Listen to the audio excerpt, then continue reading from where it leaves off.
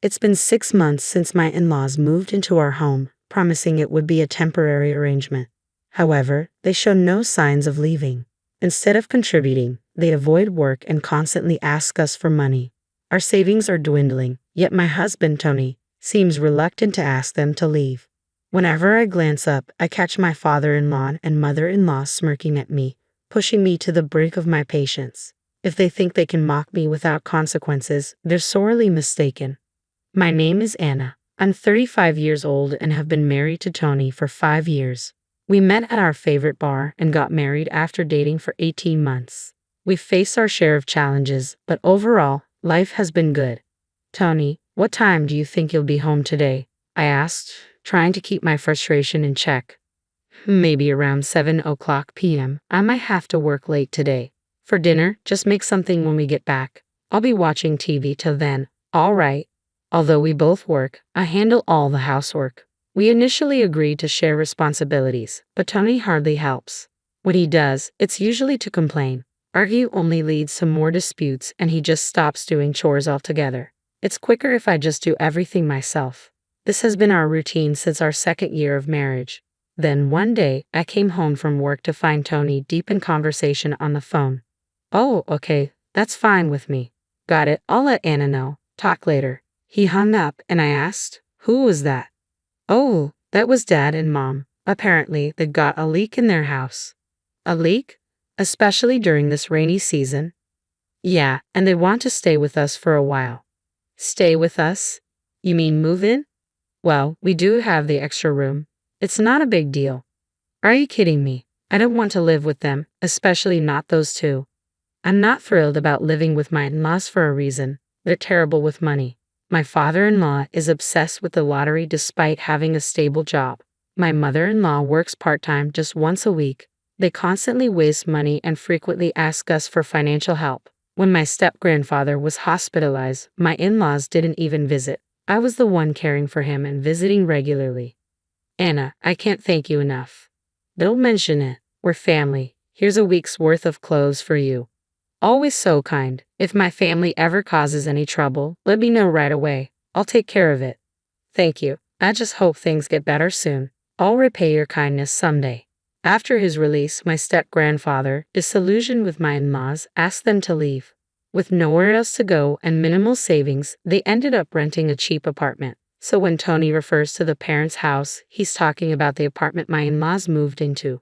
Their behavior is so troubling that even their own parent disapproves, which makes me all the more anxious about having them live with us. I'm sorry, but I can't just let them move in all of a sudden, I told Tony firmly.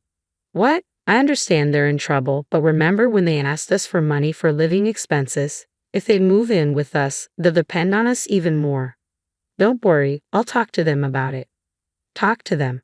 What exactly will you say? I'll suggest they each cover their own expenses. That should work, right? But you want them to stay in a house with a leak? That's not what I meant. Tony gave me a stern look and I felt a pang of guilt. I don't want to be cold to my in-laws, but given our past, I'm apprehensive about living together. Still, I can't just abandon them. Reluctantly, I agreed to Tony's plan. Okay, but just until the leak is fixed, right? Yeah, I guess so. So, it's temporary. That's what I said. They're struggling. They'll be here tomorrow. Got it, but make sure you talk to them about handling their own expenses, okay? Tony rolled his eyes and said, Yeah. What's with the attitude? After all the concessions I've made, this is how he responds. All I can do now is hope the repairs get done quickly. The next morning, while it was still early, the doorbell rang. I answered the door to find my parents-in-law standing there. Hi, Anna. Good morning. Anna, it's been a while. Shall we come in? Father-in-law, mother-in-law, I thought you were coming later today. Well, we were going to buy some lottery tickets first, but we spent all our money yesterday. I had planned to use the winnings for a salon visit, but now look at this mess. I couldn't believe it. If they'd spent all their money, just how much had they wasted on lottery tickets? Could they really manage their own expenses? My anxiety was through the roof from the start, and as I feared, my worries soon came true. 2 weeks in, I opened the fridge to find it completely empty, no eggs, bacon, veggies, or even bread. Wait, what happened? All the food was here last night. Mother-in-law, coming down the stairs looking groggy, asked morning Anna. Is breakfast ready? No, because all the food from the fridge is missing. Did you? The fridge, the eggs, the bacon, the bread. I was saving that for breakfast. I couldn't hide my frustration. Mother-in-law's face brightened. Oh, we had that as a midnight snack. You ate everything as a midnight snack. We were hungry. Me, your husband, and Tony. We just cooked up what we found. Without asking me, it's not just about being family. I had plans for that food. Well, I'm hungry now. I've already told you, since you ate everything, there's nothing left for breakfast. So now it's our fault. Maybe if you stocked up better. What? Just get something for breakfast now. I was fuming at mother-in-law's selfish comments. The idea of shopping for breakfast ingredients when I was about to head to work was ridiculous. I quickly got dressed and left for the office without saying a word. Soon after, I started receiving angry text messages from both Tony and mother-in-law. Where are you? Husband and Tony are up. Hey Anna, where did you go? My parents are hungry. You didn't go to work, did you? What about our breakfast? Anna, don't ignore mom's messages. It's rude. My phone buzzed constantly with a flood of pointless messages. Naturally, I didn't respond and ignored them all. When I returned home, Tony and my in-laws were there, arms crossed and visibly upset. Waiting for me, Tony glared at me and spoke with frustration. Anna, what the hell? What? Mom and Dad were starving because you ate everything. And wasn't the agreement that we all contribute to living expenses? Yeah, I'm paying for everything. Stop making a fuss every time. So you see, it's not just a fuss. This is important, and the living expenses, well, that was your idea. Enough. I'll cover Mom and Dad's expenses. Just take care of the housework, okay? After shouting at me, Tony stormed off to the living room. My in-laws stood there, smirking at my expense. Why am I being blamed for everything? This whole mess started because of them, not me. From that day forward, their condescending attitudes only seemed to increase. Despite my mounting frustration, I tried to manage each day as best I could. Then 6 months into living with my in-laws, I checked our joint bank account for the first time in a while and was stunned by what I saw. What? What's going on? Nearly $20,000 is missing. The balance was far lower than the last time I checked. There were not only direct withdrawals but also transactions from the debit card that Tony uses. I knew I had to confront him immediately. Tony, what's going on here? Why are you shouting? Just calm down. Calm down? Look at this. Explain. I thrust the bank statement at him. Oh, that. What's the big deal? The big deal? Look, where did $20,000 go? This is the account for your debit card, right? What did you spend it on?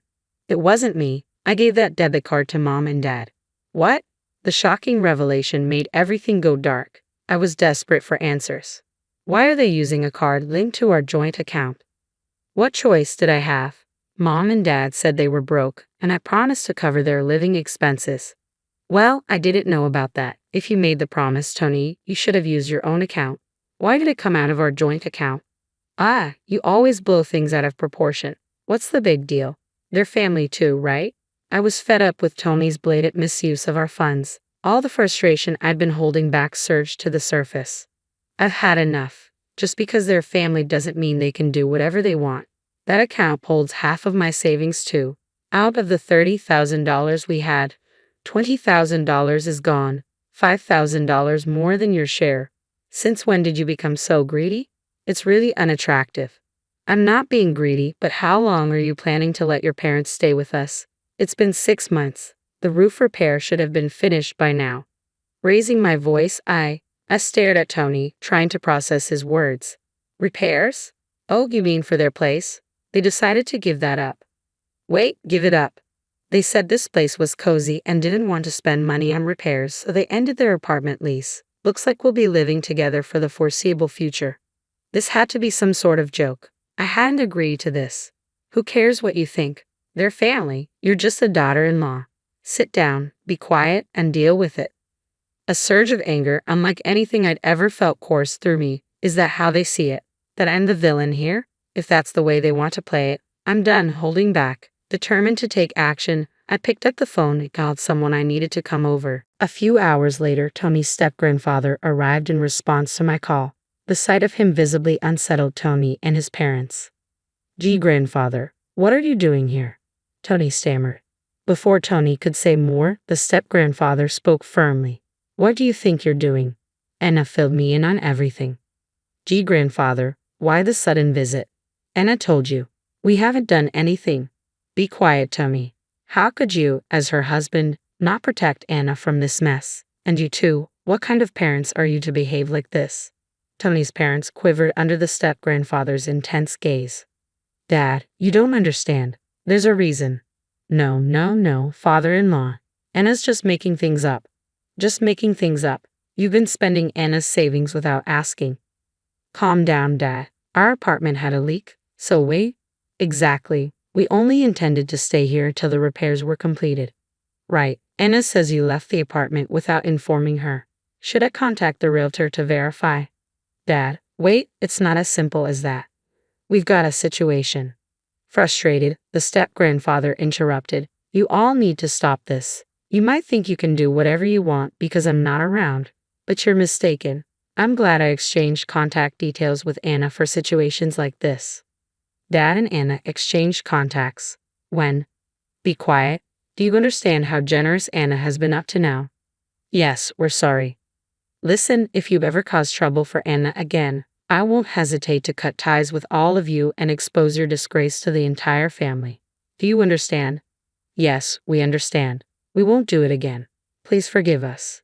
Tony's parents, tearful and desperate, pleaded for mercy as the step-grandfather made his demands clear. "You have 1 month to repay every cent of Anna's money.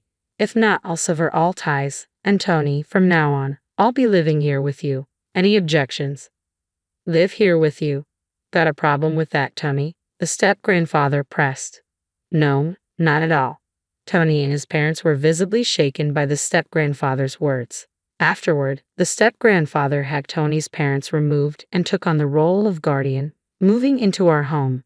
Meanwhile, Tony's parents rented a cheaper apartment and are now working hard to repay the money they owe me.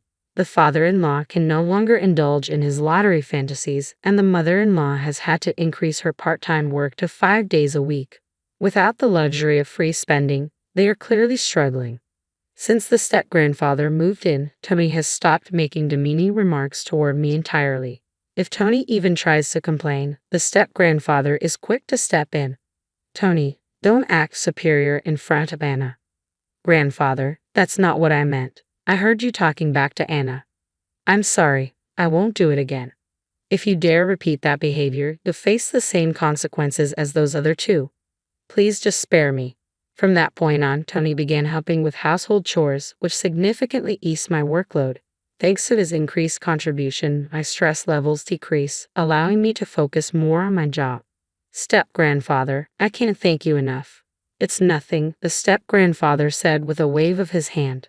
"Remember when I was hospitalized 5 years ago? You were the only one who came to visit. It meant a lot, especially since you had just gotten married." "It was the right thing to do as family," I replied. "That's how I feel too. I just wanted to help my troubled family." I'm deeply grateful to the step-grandfather for rescuing me from this situation.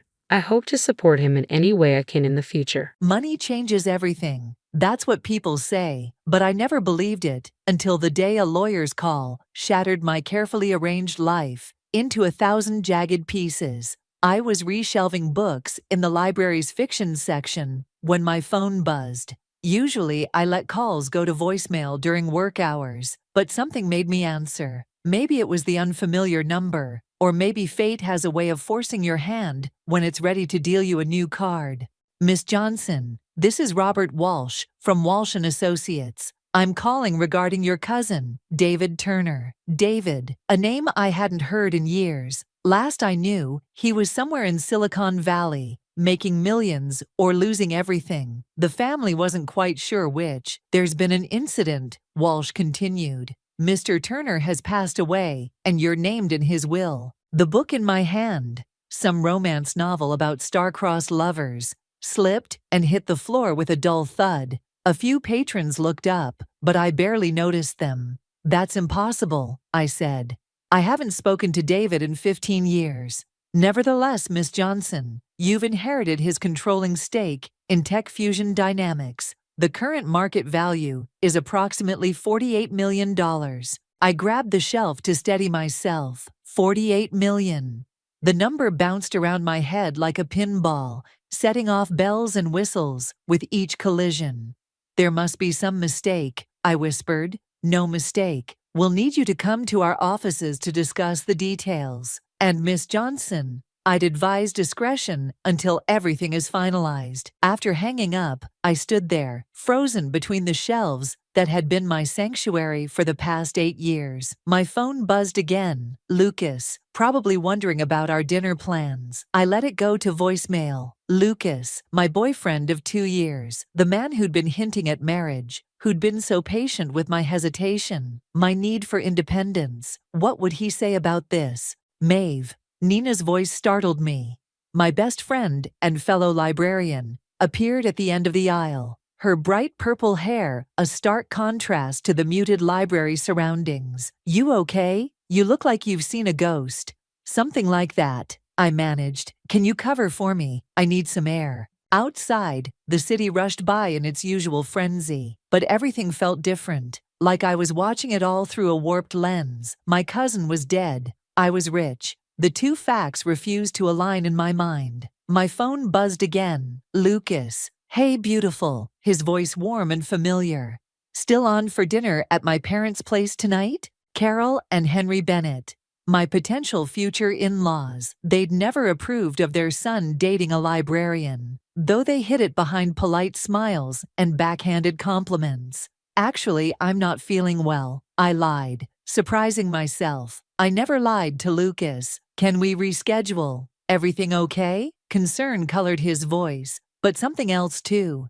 Disappointment, suspicion, just a headache. I'll call you tomorrow. I ended the call and stared at my reflection in a store window. Same mousy brown hair, same unremarkable face, but something had shifted inside me, like a key turning in a lock I didn't know existed. David was dead, and he'd left me an empire I never asked for. The question was, why? And more importantly, what would it cost me? My phone buzzed one more time. A text from an unknown number. We need to talk about David. Meet me at Riverside Cafe tomorrow at 10. Come alone. CT. The carefully constructed simplicity of my life was unraveling. And I had a feeling this was just the beginning. The Riverside Cafe was exactly the kind of place Lucas would hate. Mismatched furniture, local art on exposed brick walls, and not a designer label in sight. I arrived 15 minutes early, ordered a chai latte, and watched the door like a hawk. At precisely 10, a woman in her 50s walked in. She had David's eyes, that same intense green that seemed to look right through you. She spotted me immediately and made her way over. Catherine Turner, she said, extending her hand. David's wife, though I suppose ex-wife would be more accurate now. My throat went dry. I didn't know David was married. There's a lot you don't know about your cousin.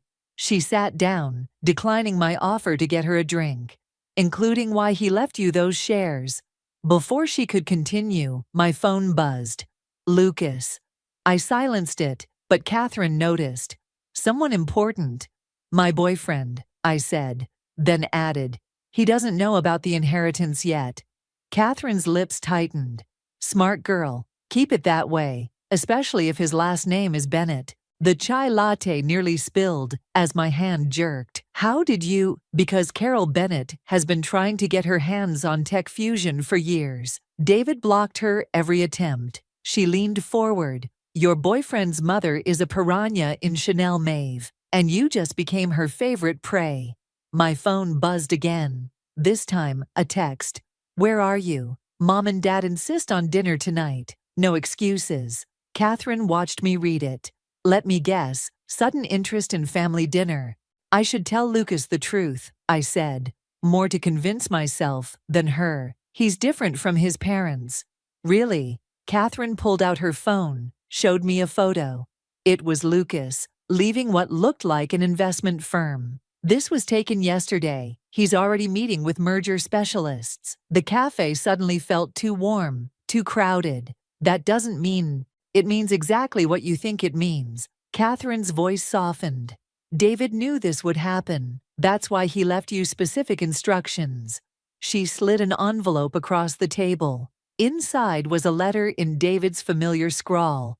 Dear Maeve, if you're reading this, I'm dead, and the vultures are circling. Whatever you do, don't sign anything. Trust Catherine. She knows the plan. My phone buzzed a third time. Lucas again. Car's picking you up at 7. Wear something nice. Mom's excited to see you. I bet she is, I thought, and felt something shift inside me, that same key turning, but this time unlocking anger instead of confusion. What's the plan? I asked Catherine. First, you're going to that dinner. Wear whatever the hell you want.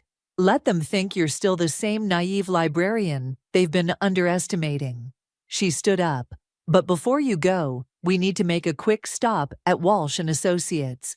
The lawyer's office? Why? Catherine smiled. And for a moment, I saw what David must have seen in her. Because, dear girl, that's where we keep the sharks. I sent Lucas a quick text, see you at 7, and followed Catherine out. My phone immediately lit up with his response. Perfect. Love you. 3 simple words that used to make my heart flutter. Now they felt like the first lines of a script I hadn't known I was performing in. As we walked to her car, Catherine glanced at me. You know this won't be easy. The Bennetts don't lose gracefully. I thought about all the subtle digs from Carol, the way Henry dismissed my career, how Lucas always seemed to steer our future talks toward his family's interests. 2 years of hints I'd ignored, wrapped in love I'd wanted to believe in. Good, I said, surprising myself with the steel in my voice. Neither do I. Catherine's laugh was sharp and appreciative. You really are David's cousin. She unlocked her car, a modest hybrid, not the luxury vehicle I'd expected. Ready to learn how to fight back, I took one last look at Lucas's text, then turned off my phone. Ready to win.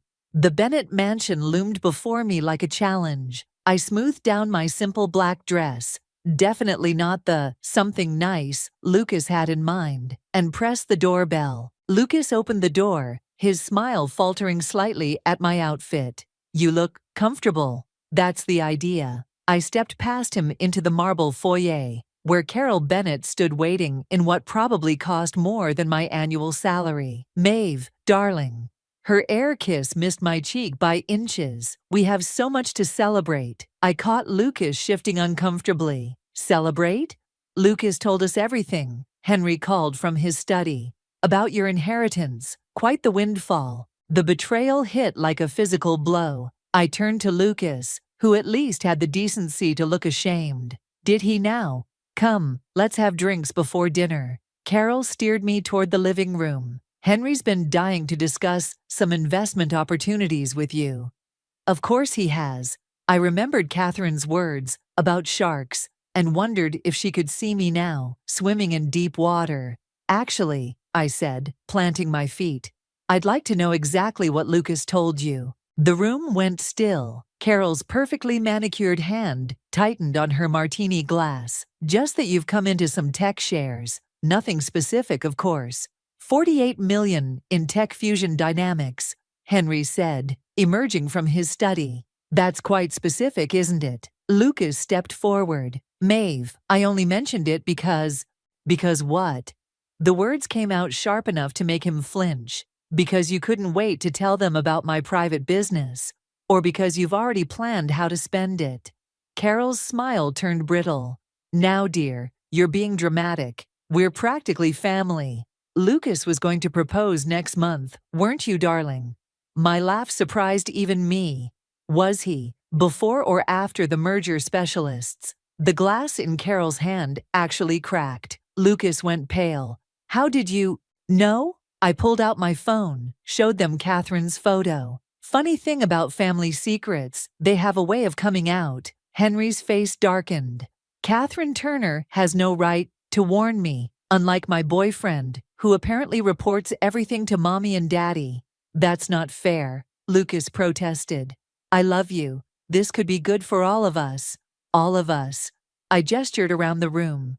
Or all of you. Carol set down her broken glass. Perhaps we should discuss this after dinner. The chef prepared your favorite, Lucas mentioned. Stop. My voice cut through her practiced smoothness. Just stop pretending. I've seen the merger proposals. I know about the failed takeover attempts when David was alive. Henry stepped forward, all pretense gone. That company should have been ours years ago. Your cousin was an obstacle. And now I'm the obstacle. The pieces clicked into place. Is that why you pushed Lucas to date me 2 years ago? Were you planning this even then? Lucas reached for my hand. I jerked away. Maeve, please, whatever you're thinking. I'm thinking clearly for the first time in 2 years. I turned to Carol. You must have been thrilled when you found out about my inheritance. Finally, a way in. You ungrateful little... Carol caught herself, forced another smile. Let's all calm down. We can discuss this reasonably. Nothing about this is reasonable. I headed for the door, but Lucas blocked my path. Don't leave like this, he pleaded. We can work it out. I do love you. I looked into his eyes I'd trusted, eyes that had lied. No, you love what I represent. There's a difference. If you walk out that door, Henry called after me, you'll regret it. I paused at the threshold, turned back one last time. No, I'll regret the 2 years I spent thinking I belonged here. But that stops now. The door slammed behind me with satisfying force. In my purse, my phone buzzed with a text from Catherine. How'd it go? I typed back. They showed their teeth. Your turn. Her response came instantly. Perfect. Meet me at Walsh's office tomorrow. Time to show them ours. The night air felt clean after the mansion's suffocating atmosphere. I walked to my car, leaving behind the fantasy of belonging to their world. They wanted a game. Fine. But they'd forgotten something important. I had David's blood in my veins, and now I had nothing left to lose. The library's back office felt like a bunker, with Nina perched on my desk while I paced between filing cabinets. 3 days since the Bennett dinner, and my phone wouldn't stop buzzing with messages from Lucas. So he knew, Nina asked, scrolling through the texts. The whole time. 2 years. My laugh sounded hollow, even to me. 2 years of planning how to get his hands on David's company. Nina set my phone down. You need to read this. She pulled up an article on her tablet. It hit the business blogs this morning. The headline made my stomach drop. Bennett Industries faces SEC investigation. Family empire on shaky ground. Henry Bennett's been cooking the books, Nina said. They're practically bankrupt. A knock at the door made us both jump. Catherine stood there, looking grimmer than usual. You've seen the news? Just now. I gestured at Nina. This is my friend. Nina Parker, I know. Catherine closed the door. I've been doing my homework. She's the only person you trust besides Lucas. Well, trusted. Nina straightened. And who exactly are you? Someone who knows what the Bennetts are really after. Catherine pulled out a USB drive. This isn't just about tech fusion anymore. Show them, Nina. Nina plugged in the drive, and her tablet filled with documents, bank statements, emails, merger proposals dating back 3 years. They've been planning this since before you met Lucas, Catherine said. Carol Bennett orchestrated the whole thing. She knew David was sick before anyone else. The room tilted slightly. How? Because she had someone watching him, watching you too. Catherine's voice softened. That's not all. Check the last folder. Nina's sharp intake of breath made me look. There were photos, dozens of them. Me at work, at home, with Lucas, dating back 3 years. They chose you, Catherine said. Found the perfect mark. Someone lonely, someone who'd believe Lucas could fall for a quiet librarian. My legs gave out. I sank into my chair, remembering every chance meeting with Lucas, every time he seemed to know exactly what I needed to hear. There's more, Nina whispered, still scrolling. Maeve, they were the ones who isolated David, made sure you two lost touch. The pieces clicked together. The mysterious family rifts, the gradual distance, the way David tried to reach out before. When did he die? I asked Catherine. Really? 2 weeks ago, murder staged as suicide. Her words fell like stones. They thought they'd finally broken him. Instead, he changed his will. A sound escaped me, half laugh, half sob. He knew, and he gave me the shares to finish what he started. Catherine nodded. But they're desperate now. The SEC investigation, the failing company. They'll come after you hard. My phone buzzed again. Lucas, please, we need to talk. I can explain everything. Nina touched my arm. What are you going to do? I looked at the photos, at years of manipulation captured in pixels, at the careful construction of a love story that was really a business strategy. First, I said, standing up, I'm going to call that lawyer. Walsh? Catherine asked. No, someone better. I pulled out the card David's lawyer had given me. Someone who specializes in corporate takeovers. Nina's eyes widened. You're going after them? They're already drowning, I said, surprising myself with how calm I felt. I'm just going to help them sink. Catherine's smile was sharp. David would be proud. My phone buzzed one final time. Carol Bennett, dinner tomorrow, just us girls. We should talk about Lucas's future. I showed them the message. Nina swore under her breath, but Catherine just nodded. Perfect, she said. Except, why? Because Carol Bennett thinks she's still playing chess. Catherine gathered her things. Time to show her she's been playing checkers all along. I typed back a response, looking forward to it. The lie felt clean on my fingers, like the first page of a new book. They'd written my story for 3 years. Now it was my turn to write theirs. And this time, I knew exactly how it would end. Carol Bennett chose Le Jardin for our dinner, the kind of restaurant where the menu has no prices, and the waiters judge your wine selection. I arrived early, armed with Catherine's USB drive in my purse, and David's last letter burning a hole in my pocket. Carol was already there, perfectly coiffed in Chanel. Maeve, darling, I took the liberty of ordering champagne. To celebrate what? I settled into my chair, noting the extra place setting. I thought this was just us girls. Oh, did I forget to mention? Her smile didn't reach her eyes. Lucas insisted on joining us. He's parking the car. Of course he was. I touched the USB drive through my purse, remembering Catherine's warning. Don't show your hand too early. Before he arrives, Carol leaned forward. I want to clear the air about that unfortunate dinner. Which part? The ambush or the threats? Don't be dramatic. She sipped her water. Henry can be direct, but we only want what's best for everyone. Everyone meaning the Bennett family, which could include you. She reached across the table, touched my hand. Lucas loves you. The merger would just be formalizing things. The champagne arrived with Lucas, who bent to kiss my cheek. I turned my head slightly, making him catch the corner of my mouth instead. You look beautiful, he said, settling between us. I've missed you. Funny how surveillance photos work that way. His glass froze halfway to his lips. Carol's knuckles whitened around her stem.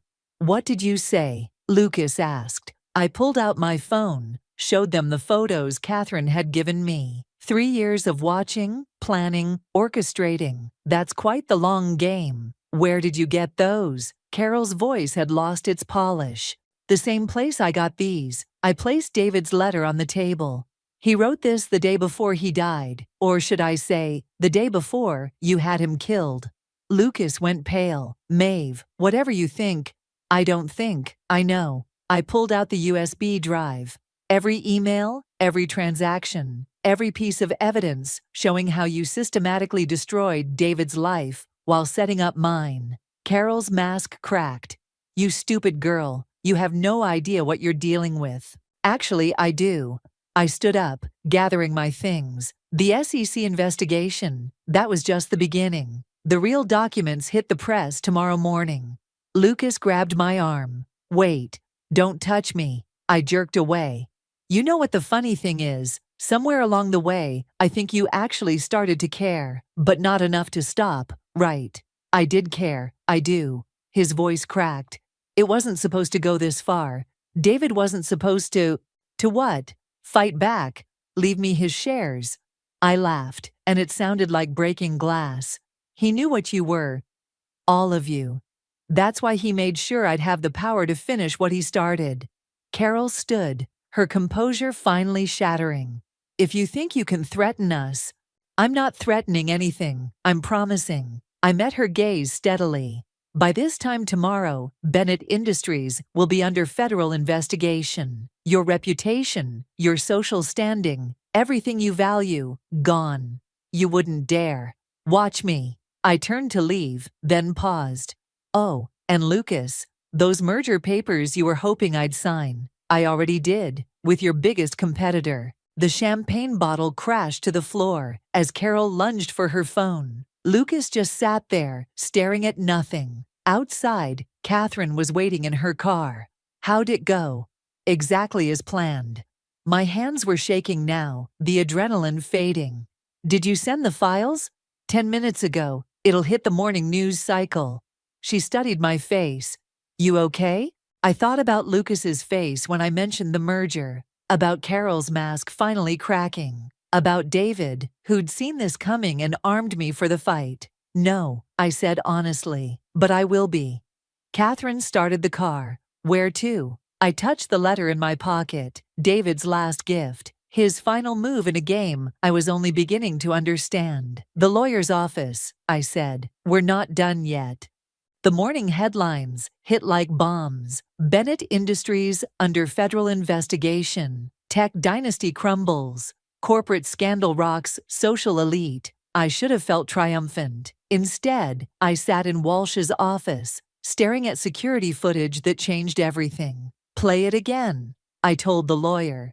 The grainy video showed David entering his office the night he died. He wasn't alone. Lucas was with him. Timestamp shows this was 3 hours before. Walsh trailed off. Before they made it look like suicide, Catherine's voice was tight. Maeve, we didn't know. I watched Lucas on screen, gesturing angrily. David remained calm, writing something, the letter he'd left me. Then Henry Bennett entered the frame. Stop. I couldn't watch the rest again. Why didn't this come out during the investigation? Because I buried it. Henry Bennett's voice made us all jump. He stood in the doorway, looking older than I'd ever seen him. May I come in?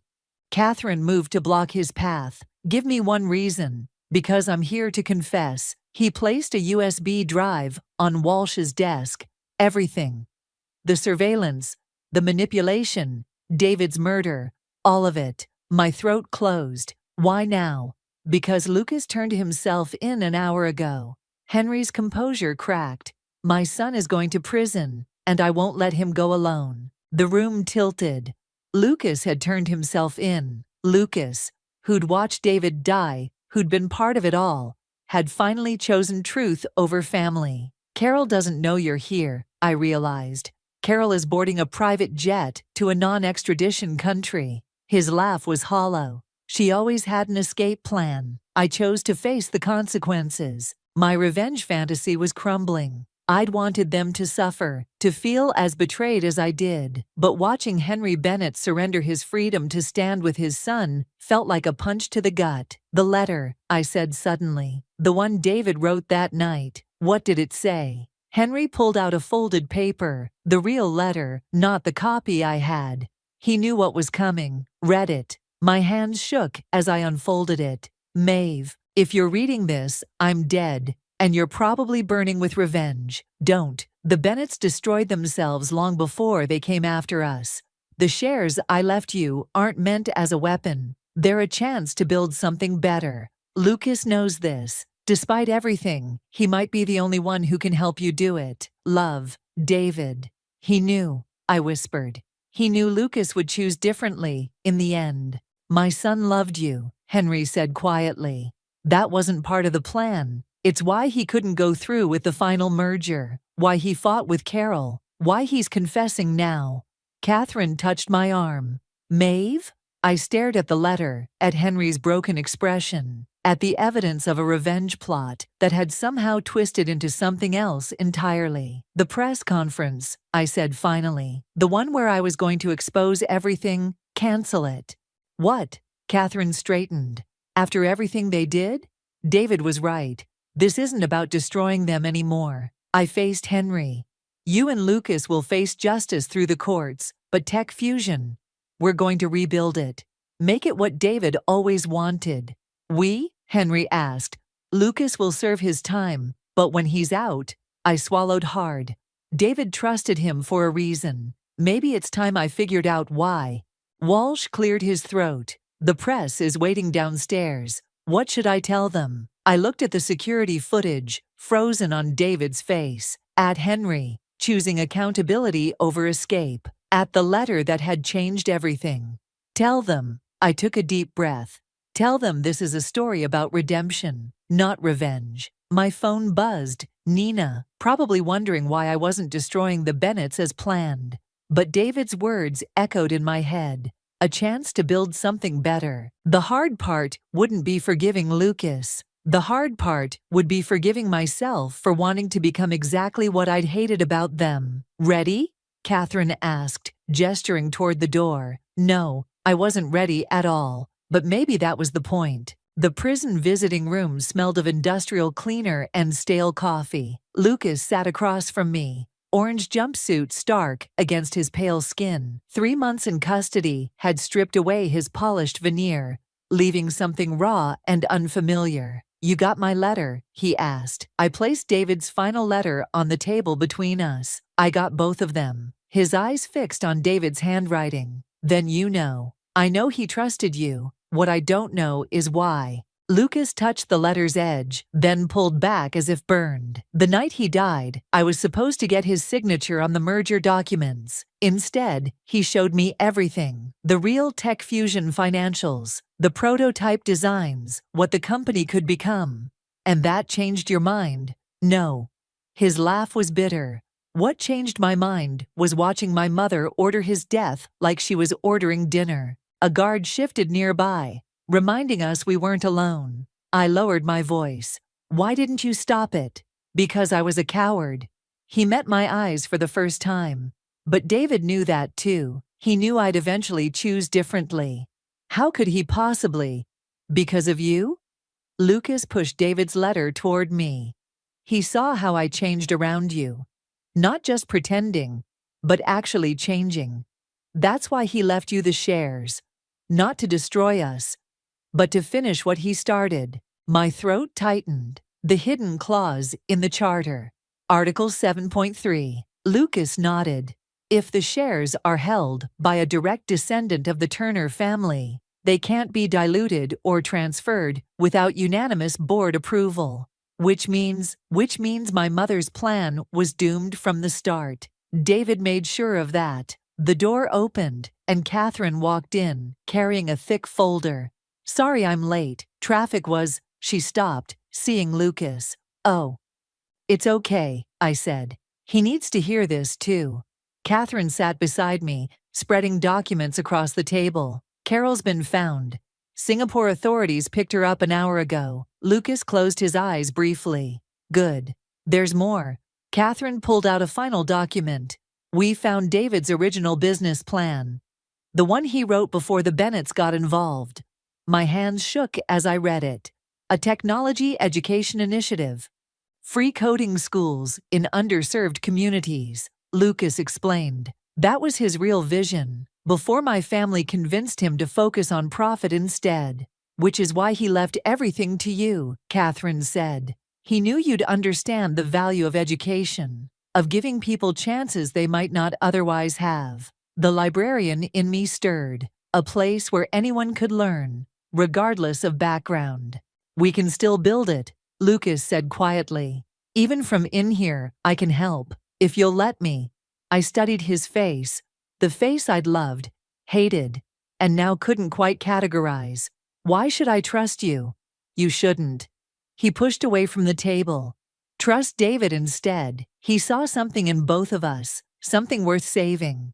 Catherine touched my arm. Maeve? I looked at the scattered documents, David's vision, Lucas's confession, the future waiting to be built from the ashes of revenge. Article 7.3 stays in place. The shares remain protected. Of course, Lucas agreed. But, I continued, when you get out, there's a place for you in the education initiative, if you're willing to build something instead of destroying it. "Time's up," the guard called. Lucas stood, hesitated. "I loved you, you know. Not at first, but eventually. That part was real." "I know. I gathered the documents. That's why David trusted you. And maybe that's why I can too. Eventually." He nodded once, understanding the weight of that maybe, then turned to go. "Lucas," I called after him. He looked back. "David was right about one more thing." "What's that?" "Redemption is harder than revenge, but it's worth more in the end."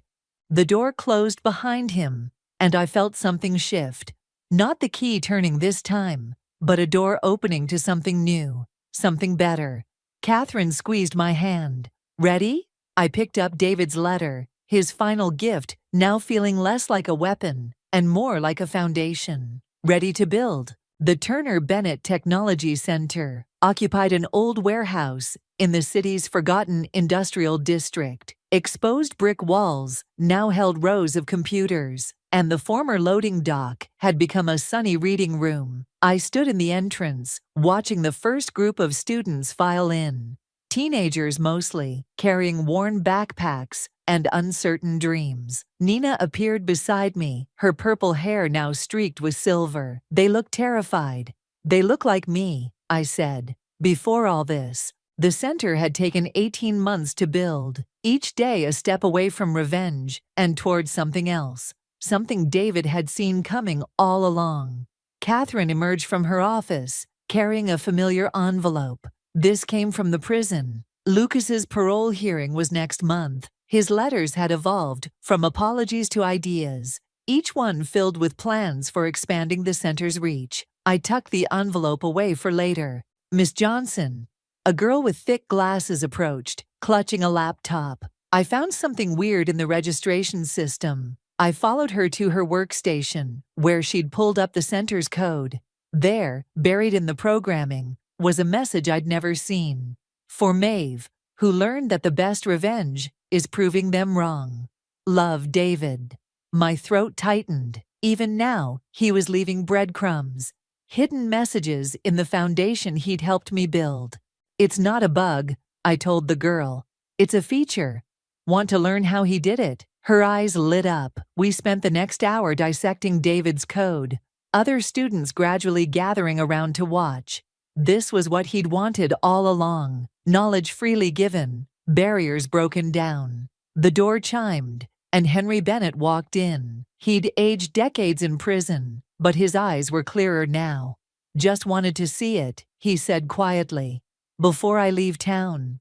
I nodded toward the students. "Want a tour?" He followed me through the facility, past coding classes and art workshops, study spaces and collaboration rooms. In each one, people from different worlds worked together, learning, creating.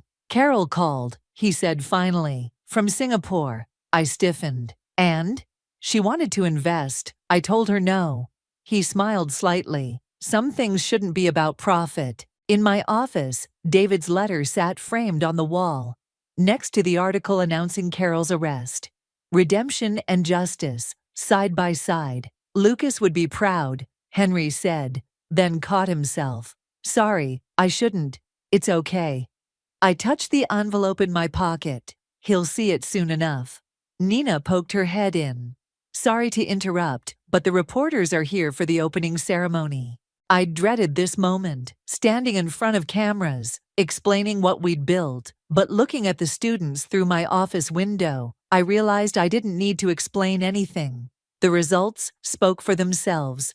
"Coming," I told Nina, then turned to Henry. "Will you stay?" He shook his head. "This is your moment. Besides," he gestured to the security camera in the corner, "I think I've been on enough surveillance footage for one lifetime." I watched him leave, then joined Nina by the podium. The reporters waited with their cameras, ready to document the rise of the Turner Bennett Technology Center. Though most had missed the real story, this wasn't about revenge or redemption anymore. It was about choice.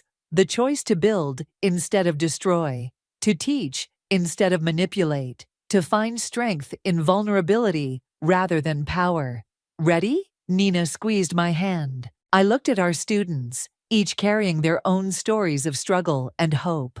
At Catherine, who'd helped me navigate between justice and vengeance. At the empty seat I'd saved, just in case Lucas earned his way back. Actually, I said, stepping away from the podium, I think we should let them tell the story. I beckoned to the girl who'd found David's message. She approached nervously, then began to speak about discovering hidden code and learning to create something new. In her voice, I heard the future David had imagined. Not a revenge story, but a beginning. And maybe that had been the point all along. The crystal champagne flute shattered in my hand, sending shards across the marble floor of my brother's new mansion. Blood trickled down my palm, but I barely noticed. My eyes were fixed on Jessica's face as she announced her pregnancy to our stunned family gathering.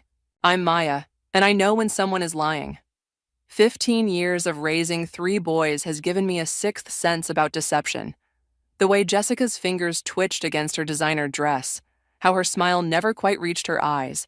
Everything screamed false. Congratulations! Mark, my husband, stepped forward to hug Alex while shooting me a warning glance. He knew my tells too. The slight tilt of my head, the way I pressed my lips together, signs I was about to say something I shouldn't. This calls for more champagne, Alex declared, beaming with pride. My brother, the successful tech entrepreneur, finally getting everything he wanted.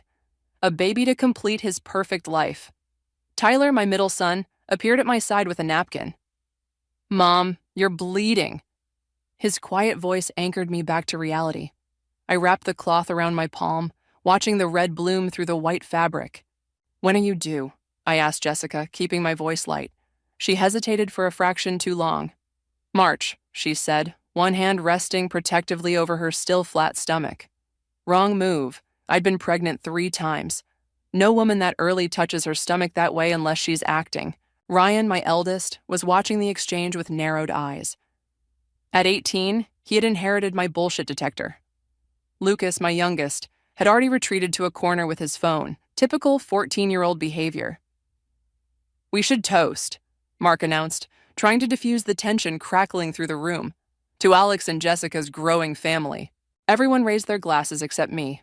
I was too busy watching Jessica's face as she pretended to sip her champagne. The glass never touched her lips. Actually, Alex cleared his throat. We have another announcement. He glanced at Jessica, who gave him an encouraging nod. We've been thinking about adoption, too. Having a bigger family, maybe? The room went silent. I felt Mark's hand squeeze my shoulder. We thought, Jessica continued, her voice honey-sweet, that since you have 3 wonderful boys, Maya... She let the sentence hang there, heavy with implication. The cut on my palm throbbed. What exactly are you suggesting? Nothing concrete, Alex jumped in. Just floating the idea. Ryan's heading to college soon and we have so much space here. Stop. The word came out sharper than I intended. Just stop right there. Maya, Mark warned softly. But I was already moving toward Jessica, who took an involuntary step back. First a miracle pregnancy, now you want one of my sons? What's your game? I don't know what you mean, Jessica's voice wavered. We just want to share our blessings. Bullshit. The word echoed through the massive living room. You've barely spoken 10 words to my boys in the 2 years you've been with Alex. Now suddenly you want to play mom? That's enough. Alex stepped between us, his face flushed. You're out of line, Maya. Am I? I looked at my brother, really looked at him. The dark circles under his eyes, the slight tremor in his hands. What's really going on here, Alex? Before he could answer, Jessica suddenly pressed a hand to her mouth and rushed from the room, the perfect excuse to end the conversation. I should check on her, Alex muttered, following his wife. Mark came up behind me, wrapping an arm around my waist. Well, that was quite a party.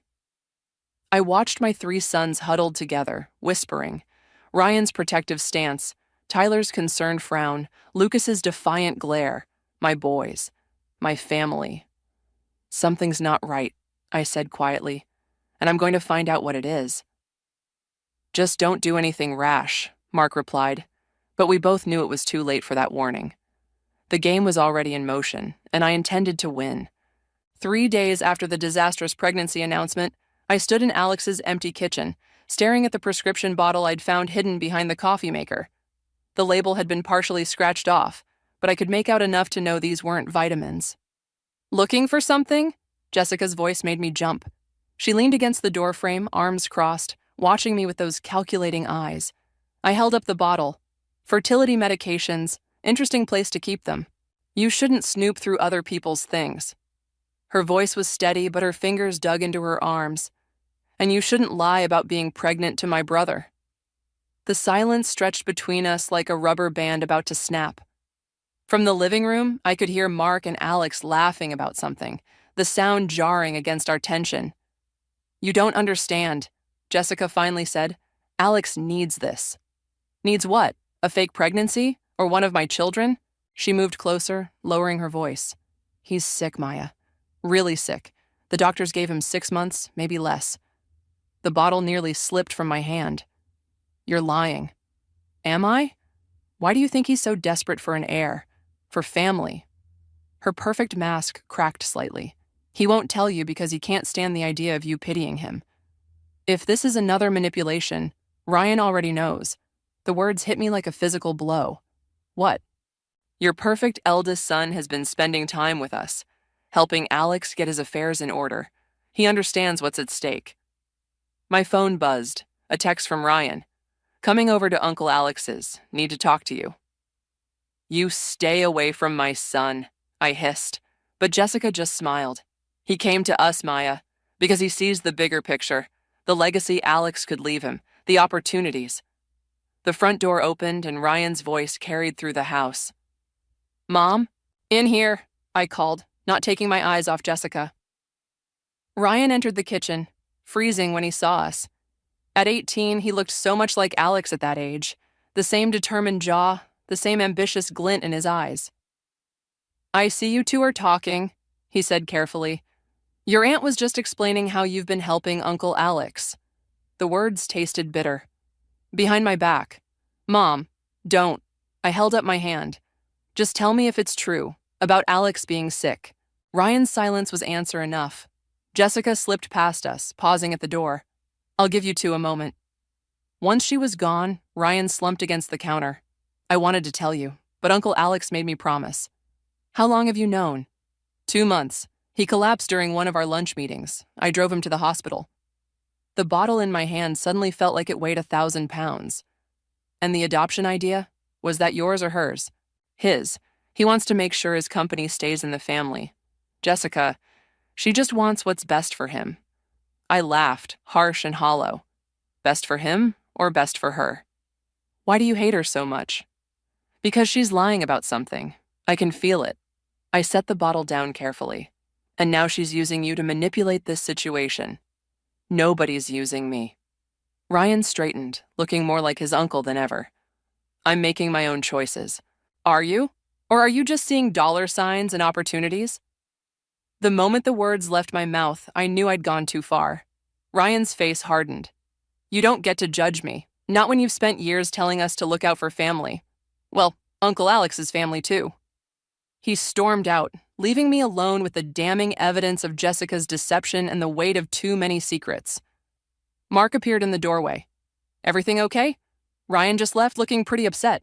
I picked up the fertility medication bottle and handed it to him. We need to talk about Alex, Jessica, and what they're really planning for our family. His eyes widened as he read the label, then looked at me. What do you want to do? First, I'm going to find out exactly what kind of game Jessica's playing. Then, I took the bottle back, clutching it tight. I'm going to make sure she loses. The private investigator's file landed on my kitchen table with a dull thud. Jessica Mitchell doesn't exist, he said, at least not before 2019. I flipped through the documents, each page revealing another lie. What was her name before? Sarah Winters, then Rachel Cooper, then Elizabeth James. He tapped different photos, showing the same face under different names. She's got a pattern. Wealthy men, short marriages, generous divorces. My coffee went cold as I absorbed the implications. 3 previous marriages, each ending with substantial settlements. Each husband mysteriously ill during the divorce proceedings. My phone buzzed. Tyler. Mom, something's wrong with Uncle Alex. At hospital, come quick. The drive to the hospital was a blur of red lights and racing thoughts. I found Tyler in the waiting room, His usual calm demeanor cracked. "He collapsed during lunch with Ryan," he said. "They won't tell us anything because we're not immediate family. Jessica's in there with him." "Where's your brother?" "Ryan's. With her." The way he said it made my skin crawl. I spotted them down the hall, Jessica and Ryan heads bent together in conversation. The sight of my son standing so close to her, nodding at whatever poison she was whispering, made my hands shake. "Mrs. Wilson?" A doctor approached, chart in hand. "Your brother's asking for you." Alex looked small in the hospital bed, tubes snaking from his arms. "Hey, sis." He managed a weak smile. "Sorry for the drama." "Cut the bullshit," I said, closing the door. "I know about Jessica's other husbands." His face didn't register surprise, just resignation. "How long have you known?" "Long enough. The question is, how long have you known?" He closed his eyes. "Since before the wedding. I hired someone to investigate her past after I found some inconsistencies in her story." "And you married her anyway?" "Because I loved her. Love her." He coughed, harsh and wet, and because by then the cancer was already stage 4. The truth hit like a physical blow. You're not just sick, you're dying. 6 months was optimistic. It's spreading faster than they thought. His hand trembled as he reached for water. "Jessica knows everything. About her past, about my prognosis. We made a deal." A deal. She stays, plays the grieving widow, gets her settlement.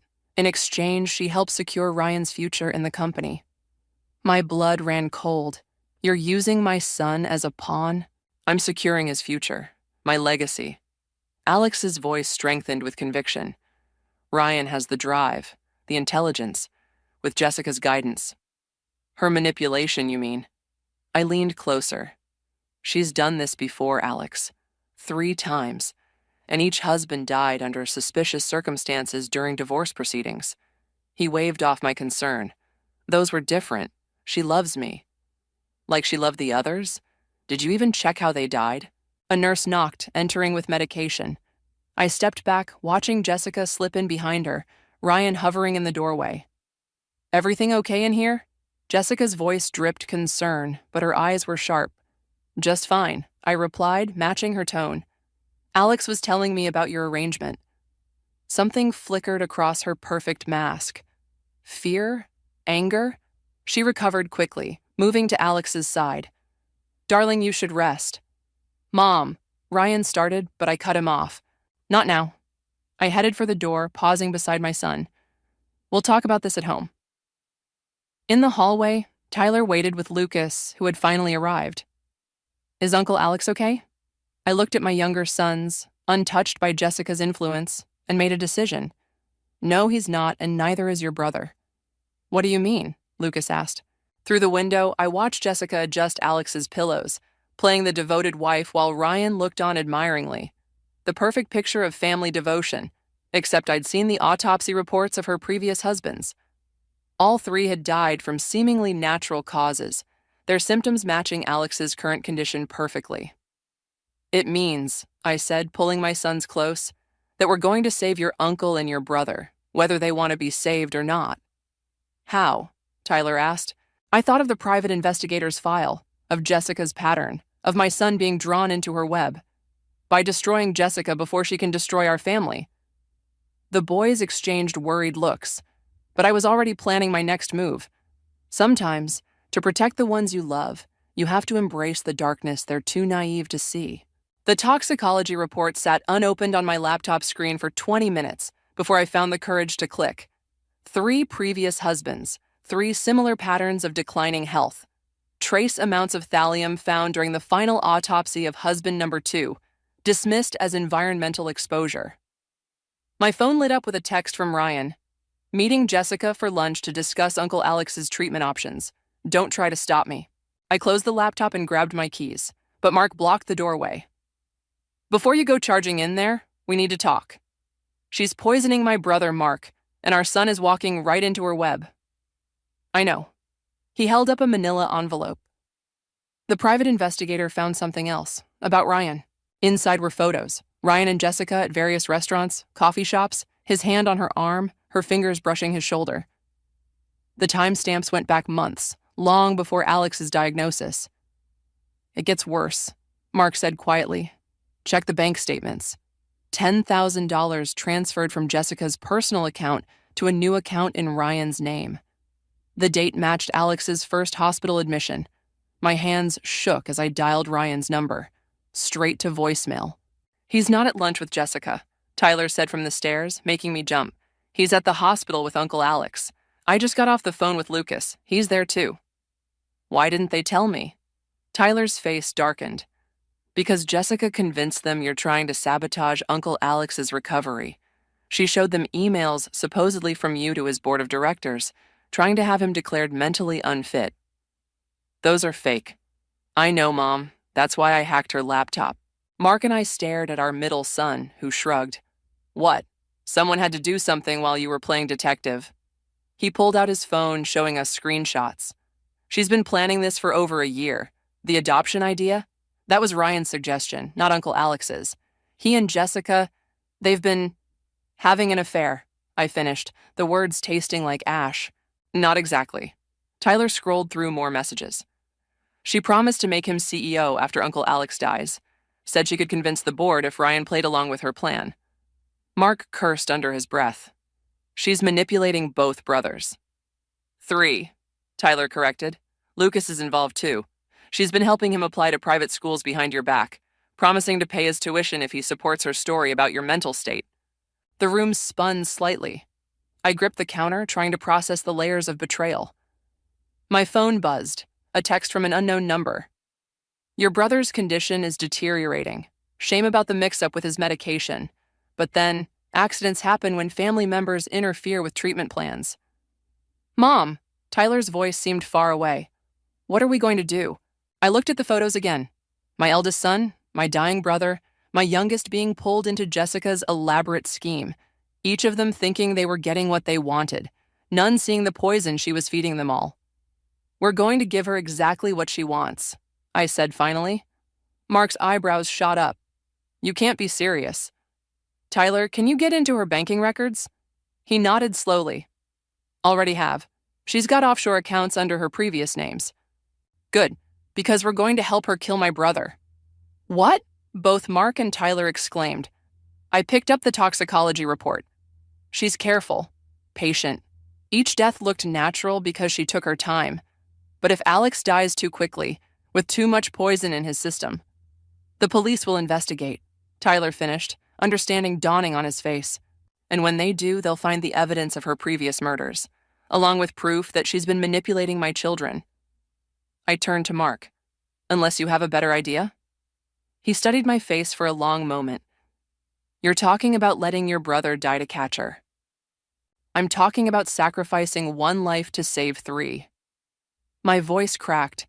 Because if we don't stop her now, Ryan will spend years under her control. Lucas will be trapped in her web, and who knows how many other families she'll destroy. Tyler's phone chimed. Ryan's texting. Uncle Alex is asking for you. Says it's urgent. I grabbed my keys again, this time with purpose. Time to give Jessica her final performance. You two know what to do. As I drove to the hospital, I tried not to think about how revenge had twisted me into someone who could plot her own brother's death. But sometimes, fighting monsters means becoming one yourself. The family dinner felt like sitting on a powder keg. Alex barely touched his food, while Jessica kept refilling his wine glass with practiced care. Ryan sat at her right hand, playing the devoted nephew, while Lucas sulked at the far end of the table. Only Tyler watched everything with the same calculating gaze I'd come to rely on. The doctors are very optimistic, Jessica announced, her hand resting possessively on Alex's shoulder. The new treatment protocol is showing promise. Which doctors? The words slipped out before I could stop them. The ones who prescribed the medication I found in your drawer? The crystal wine glass in Jessica's hand trembled slightly. I don't know what you're implying. Mom, Ryan warned, but I was done playing nice. 3 previous husbands, Jessica, all dead within 2 years of marriage, all with similar symptoms to Alex's current condition. The silence that followed was deafening. Alex's fork clattered against his plate. That's ridiculous, Jessica laughed, but her eyes were sharp as razors. Ryan, tell your mother she's being paranoid. Ryan cleared his throat. Mom's been under a lot of stress lately. Maybe we should show them the transfer records. I cut in. The ones proving she's been paying you to support her story. The color drained from Ryan's face. Lucas sat up straighter, suddenly interested. What transfer records? Alex's voice was barely a whisper. Jessica stood abruptly, wine sloshing over the rim of her glass. I won't sit here and listen to these accusations. Alex needs rest, not this toxic environment. Sit down. Tyler's command surprised everyone. He pulled out his phone, sliding it across the table to Alex. Everything's there. The offshore accounts, the previous marriages, the suspicious deaths, and the messages between Ryan and Jessica planning how to manipulate you. Ryan lunged for the phone, but Mark caught his arm. Don't, my husband said quietly. It's time for truth. Alex scrolled through the evidence, his hands shaking. Ryan, is this true? Uncle Alex, I can explain. He was trying to protect your legacy. Jessica interrupted smoothly. Unlike some people who only want to tear this family apart. By sleeping with my nephew? The words hung in the air like poison. Jessica's mask cracked. That's not, we never... The hotel receipts suggest otherwise, Tyler said, his voice cold. Lucas stood up so suddenly his chair toppled backward. You promised me a future. You said if I helped you, you'd make sure I got into Westbrook Academy. Lucas, quiet, Ryan snapped, but the damage was done. All this time, Alex whispered, while I was planning our future, planning to give you everything, I did it for us. Jessica reached for him, but he recoiled. Everything I did was to secure our position, our legacy. By poisoning me, like the others? She froze. What others? The toxicology reports, I said quietly. From husband number 2. Thallium poisoning is pretty distinctive. Jessica's composure shattered. She grabbed her wine glass and hurled it at me, but Tyler was faster, pulling me aside. The glass shattered against the wall, leaving a blood-red stain. You've ruined everything, she screamed, advancing toward me. I had it all planned perfectly. Mom, stop her, Lucas yelled, but Ryan was already moving, putting himself between Jessica and me. Don't, he said, his voice breaking. It's over. The look she gave him could have frozen hell. You ungrateful little... Alex's coughing fit interrupted her tirade. He doubled over, gasping for breath, blood speckling his napkin. Call an ambulance, Mark shouted, rushing to Alex's side. Jessica used the chaos to bolt for the door, but I was ready. As she passed, I grabbed her arm, spinning her around. You're not going anywhere. Her laugh was hollow. You think you've won. Look at your family, Maya. Look what your precious truth has done. Ryan's future is ruined. Lucas's dreams are shattered. And Alex? She glanced at my brother's convulsing form. Well, the damage is already done. I made sure of that this morning. She twisted free and ran, leaving me torn between pursuing her and helping Alex. The sound of sirens grew closer as I watched my family fracture before my eyes. Ryan knelt beside his uncle, tears streaming down his face.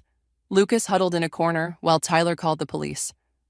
Mark caught my eye across the chaos, and I saw my own horror reflected there.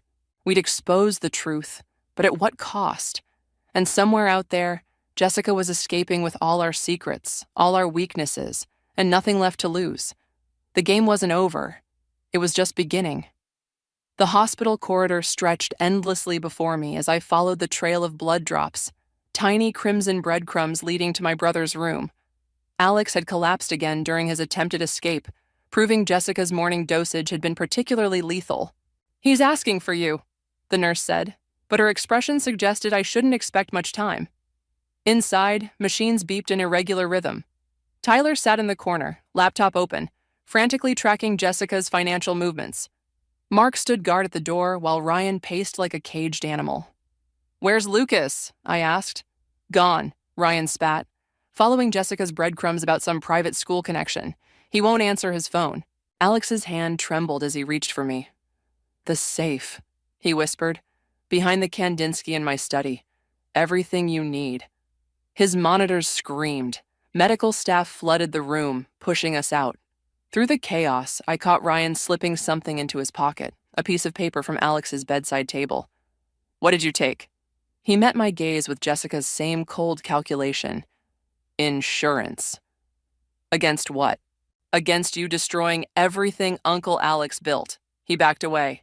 You think you're protecting this family? You're tearing it apart. Before I could respond, my phone buzzed. An unknown number.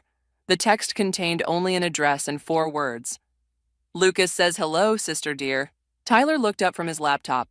Mom, Jessica just emptied all of Alex's accounts. Every penny gone. The doctor emerged, his face grave. We've stabilized him, but the toxicology report shows massive organ failure. Whatever he was given will kill him, I finished. That's the point. My phone buzzed again. A photo this time. Lucas sitting in what looked like a private school office. Jessica's manicured hand visible on his shoulder. She's at Westbrook Academy, Tyler said, already pulling up the location. But Mom, there's something else. The school's financial director, he was married to Jessica's first victim. The pieces clicked together with sickening clarity. She's not running. This was her plan all along. Get Alex's money, take Lucas, destroy what's left of our family. Ryan. Mark's shout made us turn. Our eldest son was sprinting down the corridor, Alex's paper clutched in his hand. Let him go, I said, watching him disappear. He's made his choice. What now? Tyler asked. Now? I pulled out my car keys. Now we finish this. Mark, stay with Alex. Tyler, I need everything you can find on Westbrook Academy and Jessica's connection to it. And call the police. Tell them where to find her. Mom, Tyler's voice cracked slightly. What if we're too late? What if Lucas? Don't. The word came out sharper than intended. Your brother's not the only one she's trying to destroy. This is about legacy, about family. She's taken my brother, corrupted Ryan, and now she's using Lucas to complete her revenge. Revenge for what? For being the family she could never have.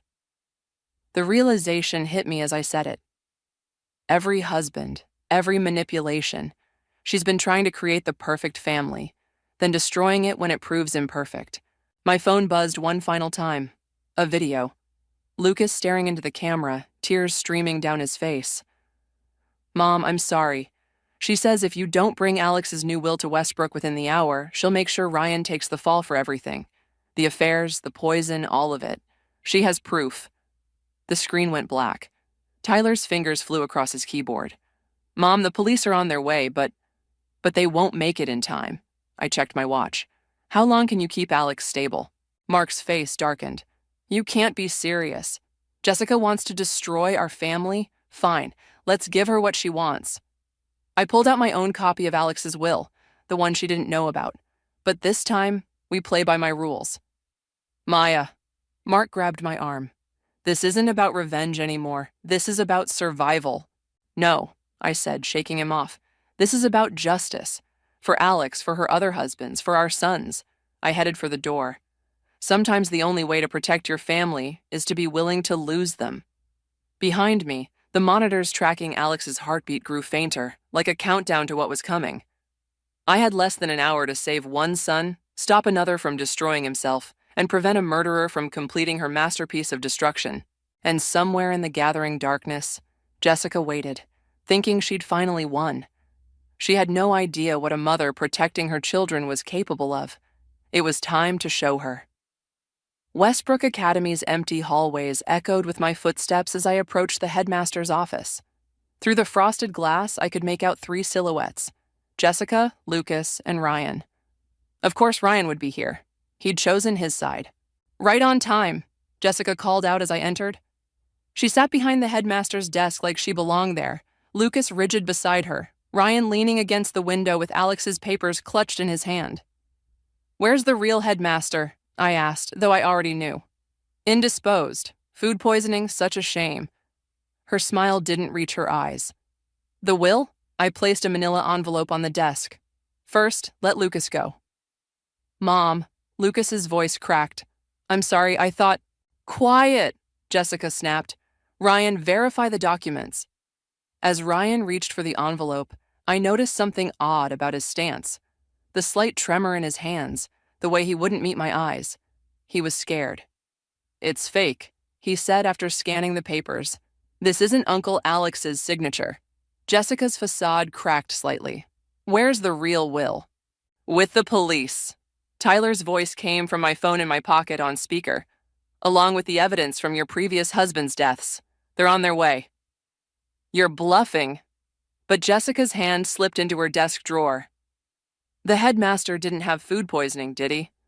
I took a step forward. He recognized you from your first husband's case. That's why you needed him gone.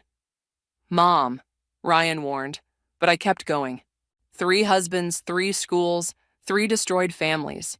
Always targeting men with sons, always playing the perfect stepmother, until they discovered the truth. Jessica pulled out a syringe, grabbing Lucas. Stay back. That's thallium in there, isn't it? Same thing you gave Alex this morning. Ryan's been helping you administer it for weeks, hasn't he? Lucas struggled, but Jessica held firm. Ryan moved toward them, his face unreadable. You don't understand. Jessica's voice shook. I gave them everything. Every husband, every family. I tried to be perfect, to create something lasting. But they always chose their blood relatives over me. Always.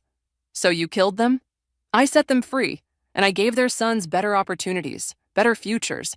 By manipulating them, by destroying their families, by saving them from mothers like you. She pressed the syringe against Lucas's neck. So protective, so righteous. But you're suffocating them. Ryan understands. Don't you, Ryan? But Ryan wasn't looking at Jessica anymore. He was looking at his phone, at the text I knew Tyler had just sent him. Proof that Jessica had already transferred Alex's money to an account in her name alone, leaving Ryan with nothing. You promised, he whispered. You said we'd build something together, that I'd inherit. Oh, grow up, Jessica spat. You were just like the others, so desperate for approval, so easy to mold. The syringe trembled against Lucas's skin. One push, and my youngest would suffer the same slow death as Alex. Mom, Lucas whimpered, and in that moment I saw my opening. Jessica, I said softly, there's something you should know about the will. She hesitated. What? Alex changed it last week, left everything to you, no conditions, it's in his safe at home. You're lying. Check your phone. Tyler just sent you the proof. As she reached for her phone with her free hand, Ryan moved. In one fluid motion, he grabbed the syringe and pulled Lucas away. Jessica lunged forward, but I was ready. The punch connected with her jaw, sending her sprawling across the desk. That's for my brother, I said as she struggled to rise. And this, I grabbed her hair, slamming her head against the wood, is for my sons. Sirens wailed in the distance. Ryan held Lucas as he sobbed, the syringe safely out of reach. Mom, Ryan's voice broke. I didn't know. I know.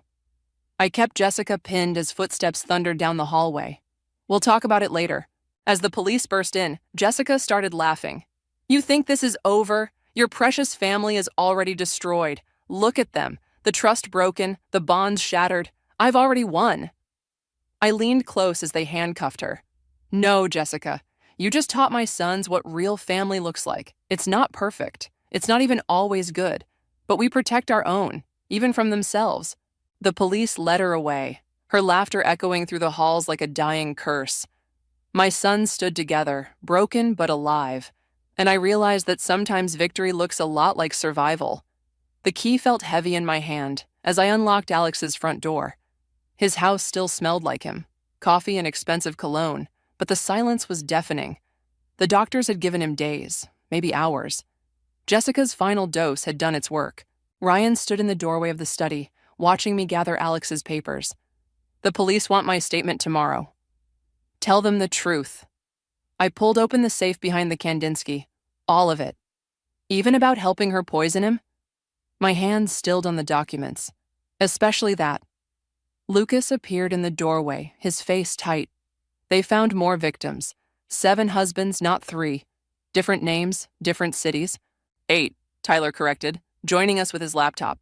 Just found another one from 2015. She was getting better at hiding them. The safe's contents spread across Alex's desk like a roadmap of destruction. Bank statements, property deeds, and a letter addressed to me in my brother's shaking handwriting. I knew, I read aloud, about Jessica, about Ryan, about everything. But I thought I could protect them both. Forgive me, little sister. Some legacies aren't worth preserving. Ryan made a choked sound and left the room. Lucas followed, but Tyler lingered. The money's gone, he said quietly. She transferred everything before we caught her. Even with the evidence, it'll take years to recover. I closed the safe. We don't need it. But Uncle Alex wanted family. Real family.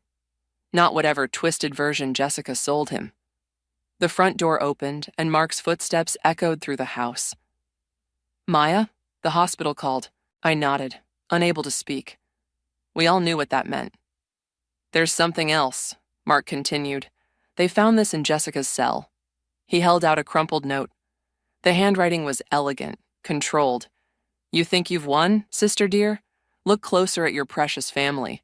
Ryan wasn't the only one I taught my tricks to. Some poisons take years to surface. Some betrayals never heal. Sweet dreams. Lucas appeared behind me, reading over my shoulder. His face went pale. She's lying, he whispered. I wouldn't. But I saw the guilt in his eyes, remembered the strange illnesses that plagued his brothers over the past year. Small doses, experimental ones. Jessica's teaching methods were thorough. Mom? Tyler's voice cracked. I burned the note in Alex's fancy fireplace, watching Jessica's final attempt at destruction turn to ash. We start over, I said. All of us. No more secrets, no more poison, metaphorical or otherwise. How? Ryan had returned, hovering in the doorway like a ghost. After everything I did, we rebuild, one truth at a time. I turned to Lucas. Starting with what Jessica taught you. He broke down then, confessing everything. The small doses, the experiments, the way she made it seem like a game. Tyler held his younger brother while he sobbed, his own tears falling silently. Mark touched my shoulder. Alex is asking for all of us. The drive to the hospital was silent. In the ICU, Alex barely had strength to smile, but his eyes were clear. Did you find it? He whispered. In the safe? I showed him Jessica's note. She tried one last time. Always had to have the last word. His laugh turned into a cough. Ryan? Our eldest son stepped forward, tears streaming. I'm sorry, Uncle Alex. You thought you could save everyone, just like your mother. Alex's hand found mine. The real legacy isn't in the safe. It's in them, even the broken parts. His monitors began to slow. Promise me, he managed. No more revenge, only healing.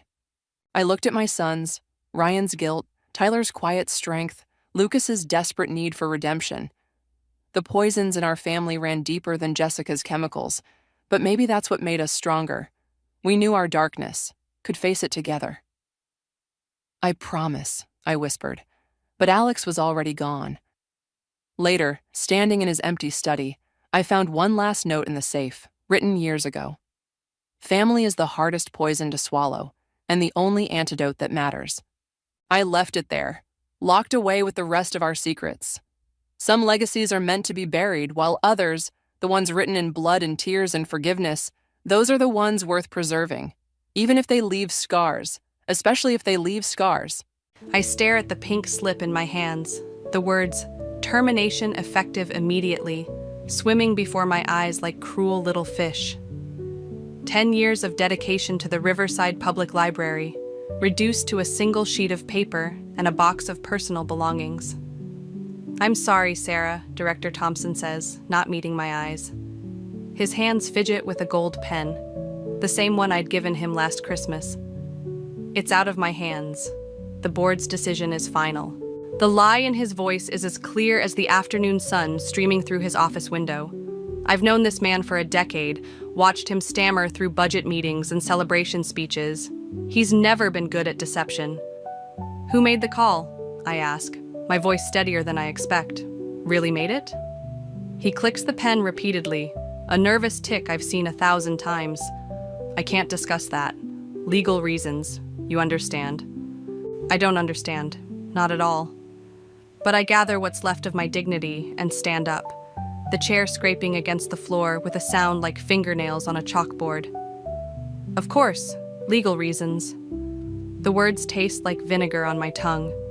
My box sits on my desk, hastily packed by someone else's hands. My carefully curated reading recommendations for the children's section are already gone. replaced by generic bestseller lists. They didn't waste any time erasing me. Emily catches me at the front desk, her face flushed with anger. "This is bullshit, Sarah. Complete bullshit. They can't just..." "They can," I cut her off, shifting the box in my arms. "They did. But your programs, the literacy initiative, someone else will handle it." The words come out sharper than intended, making Emily flinch. "Sorry, I need to process this." The walk to my car feels like a walk of shame, even though I've done nothing wrong. My mind races through possible reasons. Budget cuts, personal vendetta, the recent divorce making me appear unstable. None of it makes sense. My phone buzzes as I reach the parking lot. Unknown number. "Hello? Miss Mitchell?" A man's voice, smooth as aged whiskey. "I couldn't help but notice your situation at the library. Perhaps we could discuss some opportunities over coffee?" I should hang up. Strange men calling at precisely the wrong moment screams, "Trap." But something in his voice holds me there, like a hook caught in tender flesh. Who is this? Ryan Harper. The name means nothing to me, but the confidence in his tone suggests it should. "I have a proposition that might interest you, given your current circumstances." "My current circumstances happened 10 minutes ago." He chuckles, the sound rich and warm. "News travels fast in certain circles. The daily grind, 30 minutes? I'll be the one with the Wall Street Journal and an espresso." I should say no. Should go home, curl up with a bottle of wine, and lick my wounds. But anger and curiosity make a dangerous cocktail. 45 minutes, I counter. I need to drop some things at home. "Perfect. And Miss Mitchell? I'm truly sorry about the library. It's not right what they did to you." The line goes dead before I can respond. I sit in my car, staring at the box of memories in my passenger seat, and feel something shift inside me. The familiar comfort of books and routine crumbles away, revealing something harder underneath, something that wants answers. My phone buzzes again. Emily, probably checking on me. I ignore it. Whatever game this Ryan Harper is playing, whatever circles he moves in that knew about my firing before it happened, I'm going to find out. Because one thing's become crystal clear. This wasn't a simple termination. This was a calculated move in someone else's game. And I'm tired of being a pawn. The daily grind hums with afternoon activity as I spot Ryan Harper exactly where he said he'd be. His tailored suit stands out among the casual crowd like a shark in a goldfish pond. He rises when I approach, and I notice his smile doesn't quite reach his eyes. "Miss Mitchell, thank you for coming." He gestures to the chair across from him. A steaming cup already waits for me. My usual order, somehow. "How did you know what I drink?" "Lucky guess." He slides the cup closer.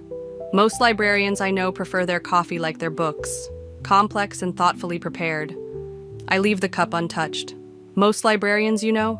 And how many would that be?" His laugh is practiced, precise. "Point taken. I did my homework before reaching out. Your reputation at Riverside was impressive. The children's literacy program in particular caught my attention. You still haven't explained why I'm here." Direct. I like that. He leans forward, lowering his voice. "What if I told you I could offer you something better than your position at the library?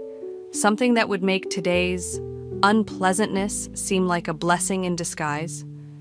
My phone buzzes again, Emily's third attempt to reach me. I silence it without looking away from Ryan's face. "I'd say that timing is everything, and yours is suspiciously perfect." Sometimes opportunity knocks at unexpected moments. He pulls out a business card, sliding it across the table. The paper feels expensive between my fingers.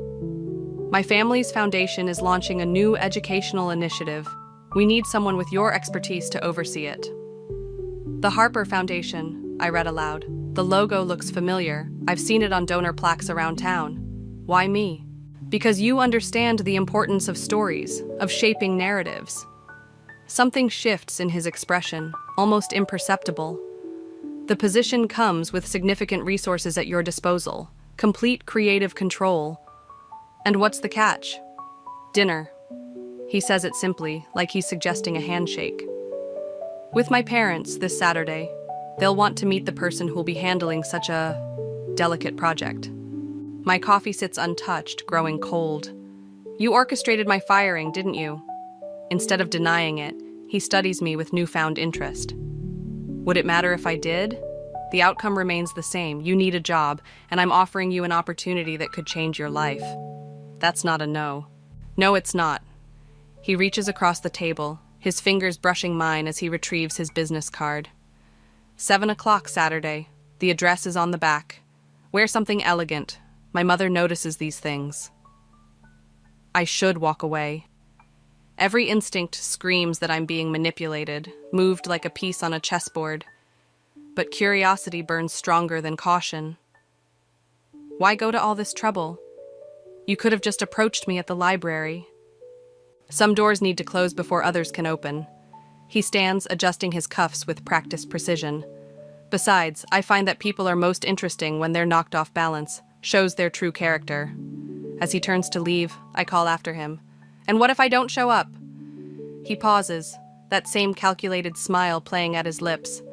Then you'll never know why the board was so eager to let you go, will you? The cafe feels colder after he leaves. I finally take a sip of the coffee he ordered. Perfect temperature, exactly how I like it. My phone buzzes again, this time with a text from Emily. Where are you? We need to talk about what happened. I stare at the message, then at the business card still on the table. Ryan's words echo in my head. Some doors need to close before others can open. He's right about one thing. I want answers. But as I pick up the card and run my thumb across the embossed lettering, I can't shake the feeling that I'm about to walk through a door that won't easily close behind me. Saturday's dinner invitation sits like a weight in my pocket, a ticket to either salvation or damnation. Only one way to find out which. I text Emily back. Rain check. Something came up. Then I add the Harper Foundation's address to my calendar, already wondering what elegant means to people who can orchestrate someone's firing with a snap of their fingers. Game on, Ryan Harper. Game on. The Harper Mansion looms before me like something out of a Gothic novel, all sharp angles and dark windows. Victoria Harper's smile is equally sharp as she opens the door, her pearl necklace catching the evening light. Sarah, darling, right on time. Her perfume wraps around me like expensive chains. Ryan speaks so highly of you. The foyer could swallow my entire apartment. Family portraits line the walls, generations of Harpers staring down with identical calculated smiles. Ryan appears at my elbow, his hand settling at the small of my back. Mother, you're hovering. Nonsense. I'm being welcoming. Victoria's eyes flick over my dress, the most expensive thing I own, and clearly not expensive enough. Daniel's in the study. Why don't you show Sarah around while I check on dinner? Ryan guides me through rooms that feel more like museum exhibits than living spaces. In the study, Daniel Harper barely looks up from his laptop. Welcome to the family business, he says, as if my presence is already a foregone conclusion. The word family catches in my throat like a fishhook. During dinner, Victoria orchestrates the conversation like a conductor, each topic carefully selected. Ryan tells us you're quite the expert on community engagement, she says, cutting into her perfectly cooked salmon. Such a shame about the library. Politics can be so messy. Politics? I set down my fork. I was told it was a budget issue. Oh, everything's politics these days. Victoria waves her hand dismissively. The right word in the right ear, and suddenly budgets appear or disappear. Fascinating process, really. Ryan tenses beside me. I feel the trap closing, but can't see its shape yet. Speaking of processes, Daniel interjects. Have you considered our offer, Sarah, the foundation position? I'm still evaluating my options. Victoria's smile tightens. Options, dear, in this economy? Besides, we're offering you something quite special. The Foundation's new literacy initiative could use someone with your particular background. My background as a recently fired librarian? Your background as someone who understands loss, Victoria says softly, and the importance of securing one's future. The room suddenly feels airless. Ryan's hand finds mine under the table, but I can't tell if it's meant to comfort or restrain. Mother, Ryan starts, but Victoria cuts him off. I'm simply being honest, dear. Sarah's clearly intelligent. She must understand what we're offering. And what exactly is that? I ask, though I already know the answer won't be the truth. Security, influence, family. Victoria sets down her wine glass with precise movements. Things I imagine you've been missing since your divorce. Speaking of which, how is Thomas enjoying his new position at Sterling & Myers? The law firm partnership suits him, I hear. The pieces click into place with nauseating clarity. My ex-husband's sudden career jump, the library board's unexpected decision, the Harper Foundation's timely offer. You've been watching me, I say. Planning this. Planning implies calculation, Victoria corrects. We prefer to think of it as creating opportunities. For whom? For all of us. Daniel finally looks up from his plate. The foundation needs fresh blood, new perspectives, and you need a safety net. What I need, I push back from the table, is air. Ryan follows me onto the terrace, closing the French doors behind us. Sarah, wait. It's not what you think. Really? Because I think your family orchestrated my firing, manipulated my ex-husband's career, and is now trying to buy me with some vague promise of security. They're trying to help. Help who, Ryan? Them? You? Because it sure as hell isn't me. He runs a hand through his hair, frustration breaking through his polished veneer. You don't understand how they operate. Everything's a transaction to them, even love. Is that what this is? Love? The question hangs between us like smoke. Inside, I can see Victoria watching through the window, her expression unreadable. Come back inside, Ryan pleads. Let me explain. But I'm already moving toward the driveway, my heels clicking against the stone path like tiny hammers nailing shut a coffin. Behind me, I hear Victoria's voice drift through the open window. Let her go, darling. She'll be back. They always come back when they run out of options. I pause at my car, looking back at the mansion. Ryan stands frozen on the terrace, caught between his mother's shadow and the fading light. For a moment, I almost pity him. Almost. The letter arrives on expensive cream paper, hand-delivered to my apartment. Inside, a single sheet contains life-changing news. My great-aunt Eleanor, whom I'd met exactly twice, has left me her entire estate. The inheritance that would solve all my problems. Except for one detail. Victoria Harper is the executor. I'm still staring at the letter when Emily bursts through my door. You need to see this. She thrusts her tablet at me, displaying a news article about the Harper Foundation's latest acquisition, the Riverside Public Library building. They're converting it into a private research facility, Emily says, watching my face. Guess who's leading the project? Thomas. My ex-husband's name tastes like copper in my mouth. They're all connected, aren't they? There's more. Emily swipes to another article. Ryan's been appointed to the city council. The vote was unanimous. A knock at the door makes us both jump. Ryan stands there looking less polished than usual. We need to talk. Emily moves between us. She's not interested. It's about Eleanor Mitchell's estate. His eyes meet mine. Mother's making her move tomorrow. I let him in, despite Emily's warning glare. He paces my small living room like a caged animal. The foundation position, the library, Thomas. It was all groundwork, he says. They needed control of your assets before... He stops abruptly. Before what? Before the merger. He runs a hand through his disheveled hair. Harper Industries is bleeding money. They need Eleanor's estate to shore up the losses. Mother's planning to declare you mentally unfit to manage the inheritance. Emily curses under her breath. I feel oddly calm, like I'm watching this happen to someone else. She can't do that, Emily protests. Sarah's perfectly competent. She has Thomas's testimony about Sarah's emotional instability during the divorce. The library board's statement about her erratic behavior. It's all fabricated, but it's enough, I finish. That's why she wanted me at the foundation, to document my decisions, build a case. Ryan nods, not meeting my eyes. I tried to stop it, but you're a coward. The words come out flat, factual. Sarah, why tell me now? He finally looks at me. Because I found out what happened to Eleanor Mitchell. She didn't die of natural causes. The room goes silent. Emily's hand finds mine, squeezing hard. Mother arranged for her medication to be adjusted. She'd been planning this for months, waiting for the right moment. When you lost your job, became vulnerable. He trails off.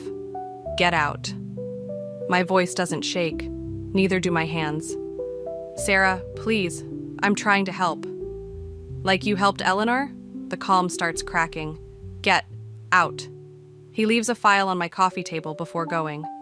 Everything you need to know is in here. But be careful. Mother's having you watched. After he's gone, Emily starts making calls to lawyer friends. I open the file with trembling fingers. Inside, I find documentation of Victoria's schemes, emails, financial records, medical reports, a paper trail of destruction. My phone buzzes with a text from Victoria. Dinner tomorrow? We should discuss Eleanor's estate. Your future depends on it. Emily looks up from her phone. Marcus Flynn called back. He's willing to meet tonight. Who's Marcus Flynn?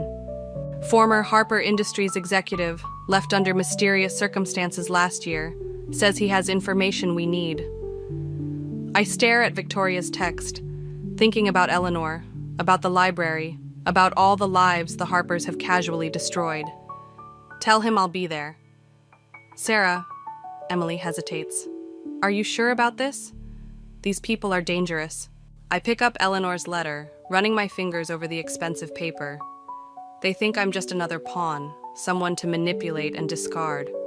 I meet Emily's worried gaze. But they forgot something important. What's that? In chess, a pawn that reaches the other side of the board becomes a queen. I type a response to Victoria. Looking forward to it. The pieces are set. Tomorrow, Victoria expects to meet a broken woman ready to surrender her inheritance. Instead, she'll meet someone else entirely, someone who knows how to play the game. Marcus Flynn's office sits above a closed pawn shop, the kind of place the Harpers wouldn't deign to notice. Perfect for plotting their downfall. Victoria's pattern is consistent, Marcus says, spreading photographs across his desk. She finds vulnerable people with valuable assets, integrates them into the family's orbit, then destroys them systematically. The photos show familiar faces, all people who'd crossed paths with the Harpers, all broken in different ways. My phone buzzes with a text from Lily. Why is Victoria Harper asking me about your mental health? My hands clench. They're targeting my sister. Of course they are. Marcus's voice carries the weight of experience. Victoria likes to create pressure points. Your sister, your job, your reputation. She'll use everything. You sound like you know her well. His smile doesn't reach his eyes. I was chief financial officer at Harper Industries for 15 years, until I discovered irregularities in their charitable foundation's accounts. Next thing I knew, my wife was leaving me over fabricated evidence of an affair, and my teenage daughter wouldn't speak to me. Emily shifts in her chair. Why help Sarah? Why now? Because Victoria made a mistake with Eleanor Mitchell's estate. She got sloppy, left traces. He pulls out another file, including this. The document shows a series of transfers from Harper Industries to offshore accounts, each coinciding with a death or disappearance. Eleanor's name is the last on the list. My phone buzzes again. Ryan. Mother's meeting with the probate judge tomorrow. Whatever you're planning, do it fast. They're moving faster than we thought, I say. Marcus nods. Victoria's desperate. Harper Industries is hemorrhaging money. Without Eleanor's estate, they'll lose everything, Emily finishes. Not just money. Marcus's expression darkens. Power. Control. Victoria's entire identity is built on being untouchable. Take that away. My phone rings. Lily again. This time I answer. Sarah? Her voice trembles. Victoria's here at my apartment. She says she's worried about you, that you're having some kind of breakdown. She brought papers for me to sign. Don't sign anything. My voice sounds strange in my ears. I'm coming over.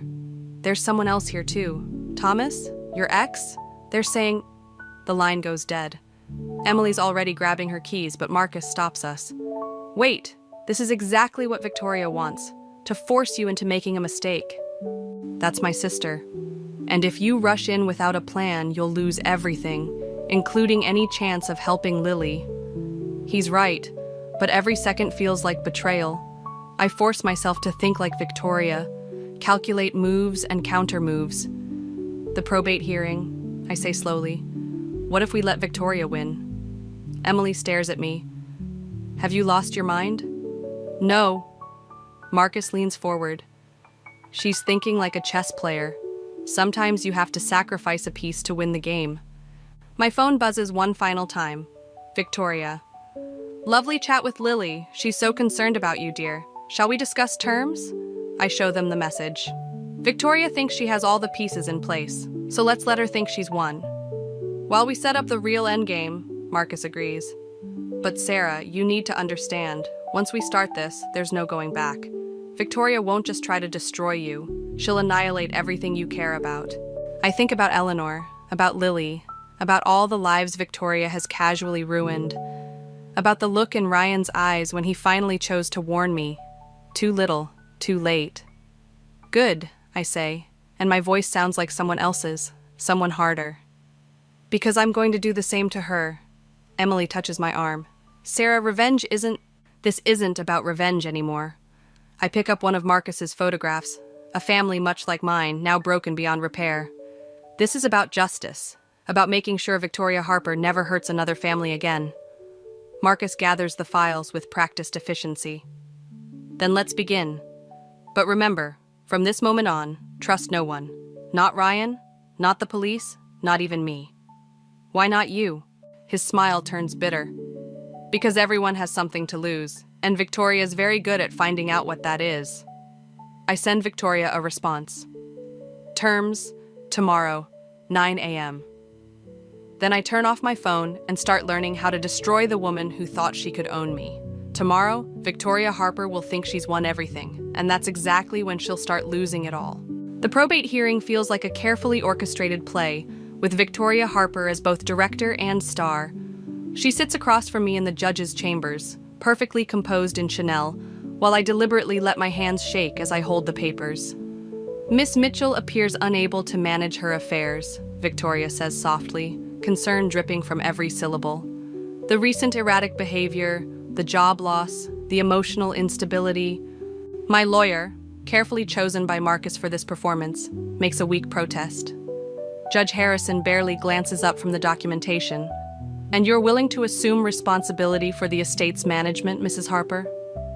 It's the least we can do for poor Eleanor's niece. I sign the papers with trembling fingers, playing my part. Victoria's smile widens fractionally, a predator's satisfaction at a clean kill. But as we leave the chambers, Emily rushes in, her face ashen. Sarah, it's Lily. She's in the hospital. The performance drops away like shattered glass. What? Apparent overdose, Emily says, watching Victoria from the corner of her eye. They found prescription medications. Victoria touches my arm, her grip steel beneath silk. My dear, this only proves we made the right decision. You need to focus on your sister now, not worry about managing an estate. I pull away, already running. Behind me, I hear Victoria's measured steps following at a careful distance, close enough to show concern, far enough to deny involvement. At the hospital, Thomas stands outside Lily's room, looking uncomfortable in his expensive suit. My ex-husband, now Victoria's puppet, blocking my path. You can't go in, he says. They're reviewing her psychiatric hold. Psychiatric hold? Given her state when they found her and the notes. What notes? He pulls out his phone, shows me texts supposedly from Lily about my unstable behavior, my paranoid accusations against the Harpers, my declining mental state, all perfectly crafted to support Victoria's narrative. You helped them do this, I realize. To my sister. Sarah, you need help, we're all worried. Ryan appears from around the corner, his face tight. Father's calling an emergency board meeting. They're announcing the merger tomorrow. Merger? The pieces click together with sickening clarity. You're selling Harper Industries.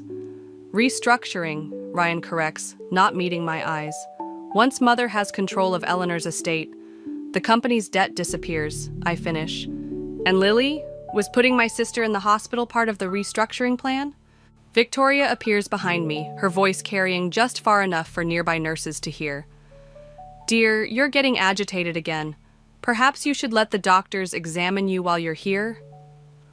I feel the trap closing.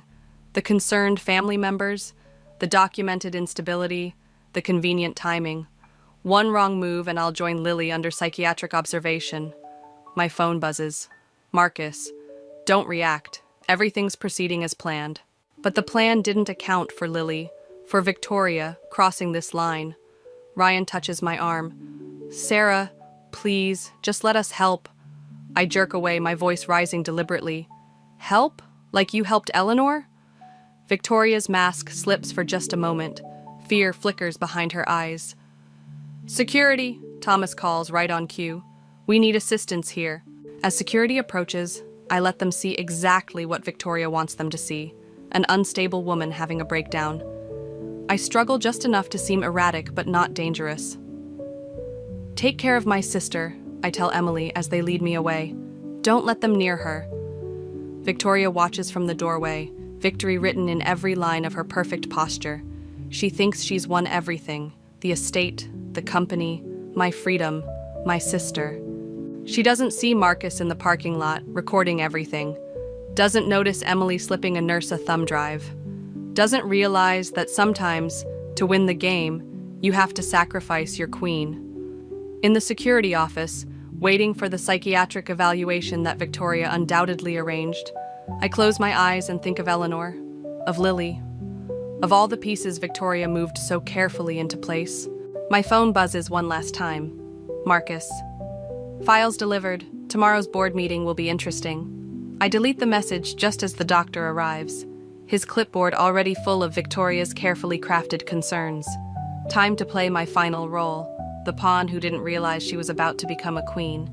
Tomorrow, Victoria Harper will learn that the game isn't over until the last piece falls, and I intend to make sure that piece is her. The Harper Industries boardroom buzzes with tension as Victoria takes her place at the head of the table.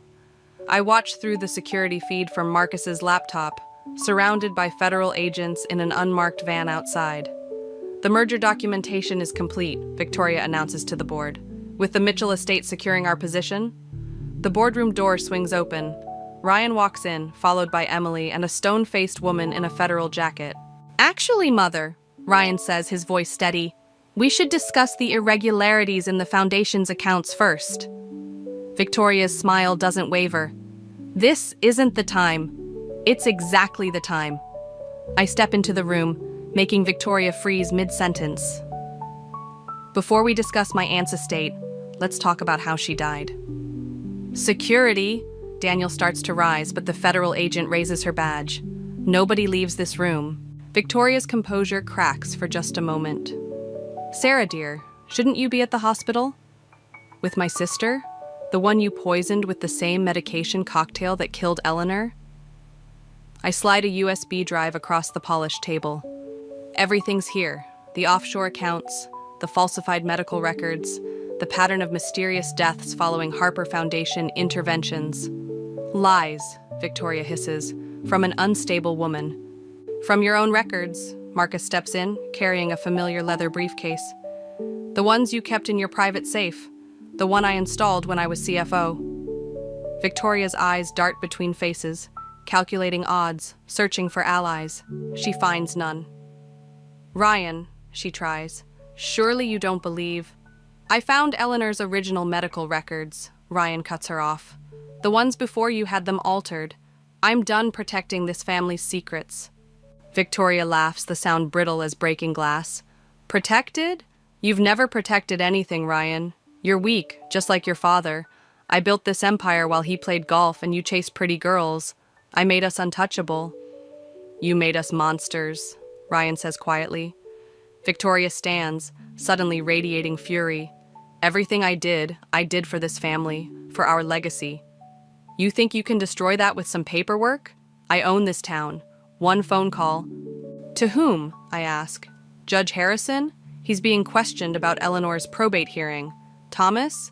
He's already cutting a deal to save himself. Your pet doctors? They're running scared. You stupid girl. Victoria's smile turns vicious. You think this is justice? Revenge?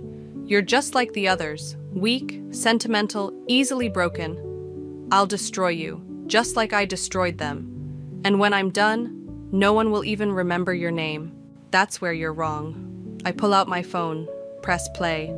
Victoria's own voice fills the room, confessing to Eleanor's murder in the hospital corridor. I don't care if people remember my name. I care that they'll never forget yours. The boardroom erupts into chaos. Federal agents pour in. Daniel crumples in his chair. Board members scramble to distance themselves. But Victoria stands perfectly still, staring at me with something like recognition. Well played, she says softly. I almost wish you were really my daughter-in-law. We could have been magnificent together. I prefer magnificent on my own. As they lead Victoria away, Ryan touches my arm. Sarah, Don't. I step back. You chose your side too late. What happens now? I look around the boardroom at the empire Victoria built through blood and manipulation. Now, I'm going to do what librarians do best, preserve history, make sure no one forgets what happened here. Marcus appears at my shoulder. The federal investigation will take months. They'll want your testimony. They'll have it after I check on my sister.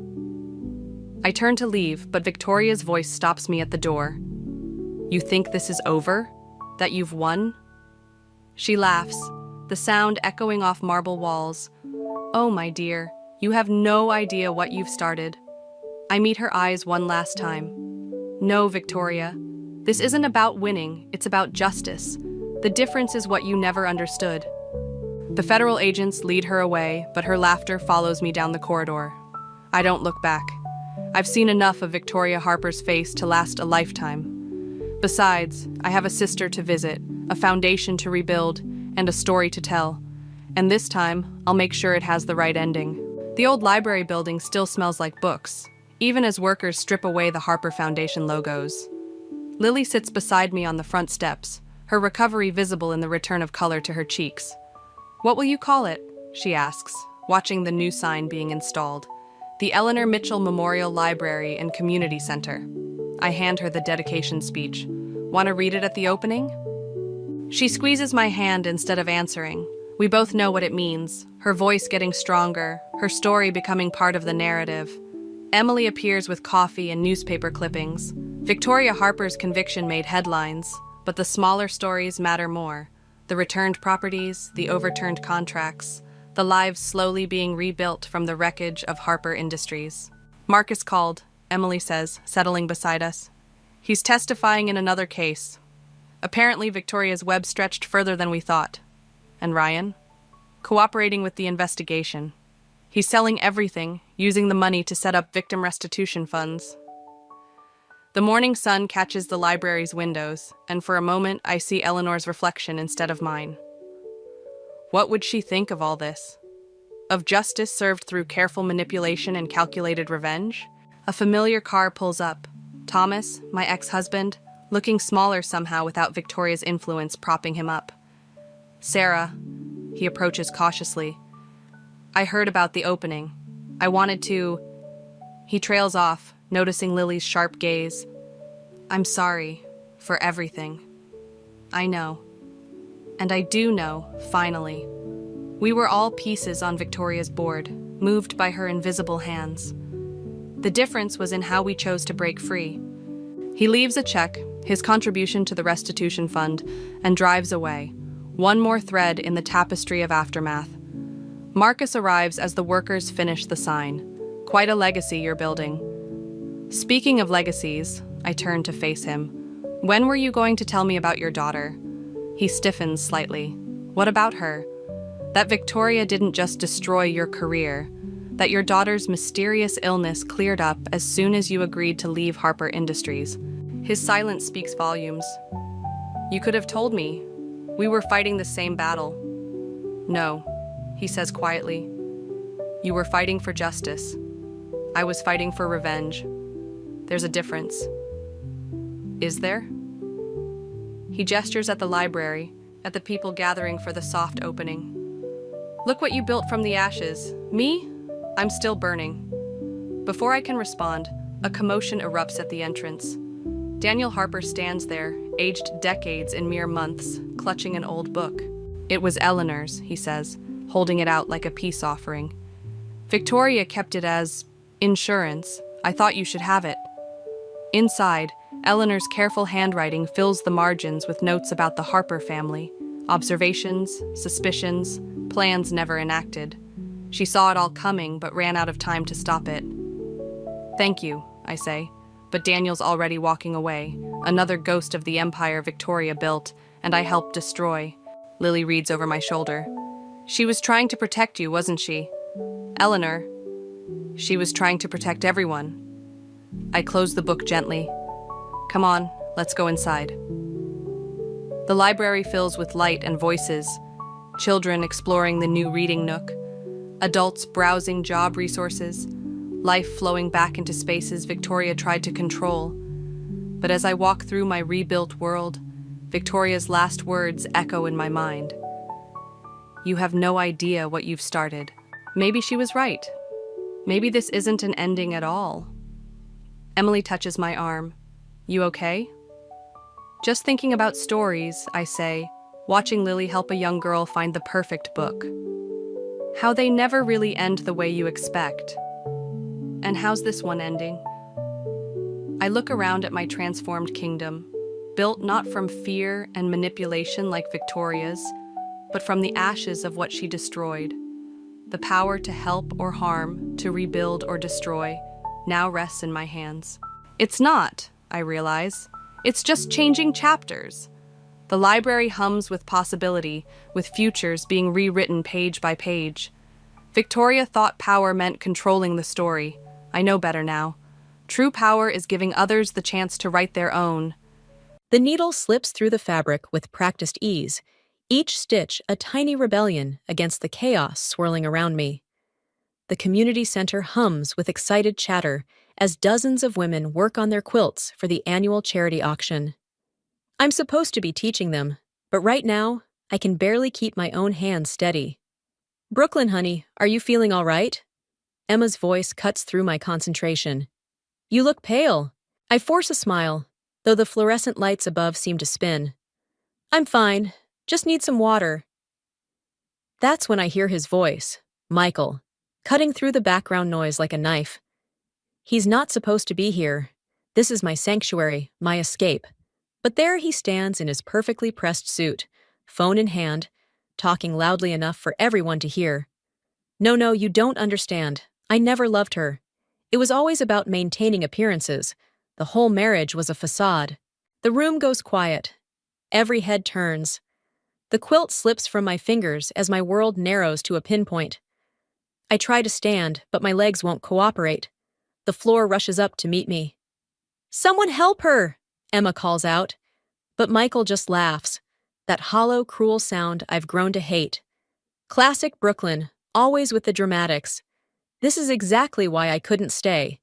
Everything's always about her. I'm Brooklyn, and this is the moment my life shatters into 1,000 tiny pieces, like shards of broken glass scattered across the community center floor. Through the fog of humiliation, I hear gasps and whispers. Feel hands helping me up. See concerned faces swimming in and out of focus. But all I can focus on is Michael, standing there with that smirk I once found charming. "You didn't have to do this here," I managed to say, my voice barely above a whisper. "Where else would I find you? You're always at these pathetic little sewing circles." He waves his hand dismissively at the half-finished quilts. "Playing teacher to a bunch of housewives when you could have been something more. I tried to help you aim higher, but you never listened." Rachel, my best friend, steps between us. "Get out, Michael. You've done enough damage." "Damage!" He laughs again. "I've done her a favor. Now she can stop pretending she's happy playing small-town craftsman. Maybe she'll finally grow up." The room spins again, but this time it's not from weakness. It's rage. Pure, molten rage that burns through the shock and hurt. I grab the edge of the table, steadying myself. "You want to talk about pretending?" My voice comes out stronger than I expect. "How about pretending to be a decent human being for the past 8 years?" He steps closer, lowering his voice. Don't make this uglier than it needs to be. I've already arranged to sell the house. Your things will be packed and moved to your parents by Friday. You what? The words hit like physical blows. That's our house. You can't. Actually, I can. Check the paperwork, sweetheart. It's all perfectly legal. Emma appears at my side with a glass of water, but I wave it away. The room has stopped spinning. Everything is crystal clear now. This isn't over, I tell him. His smile doesn't reach his eyes. It was over long before today. I just finally had the courage to admit it. He turns to leave, then pauses. Oh, and Brooklyn? Don't bother trying to contest anything. My lawyers are better than any you could afford on a sewing teacher's salary. As he walks out, leaving stunned silence in his wake, something inside me shifts. The hurt is still there, but underneath it, something darker takes root. Something that whispers of justice and vengeance.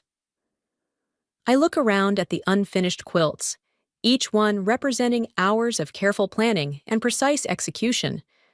Maybe it's time to apply those same skills to something besides sewing. After all, Michael always did underestimate what I could accomplish when I put my mind to it.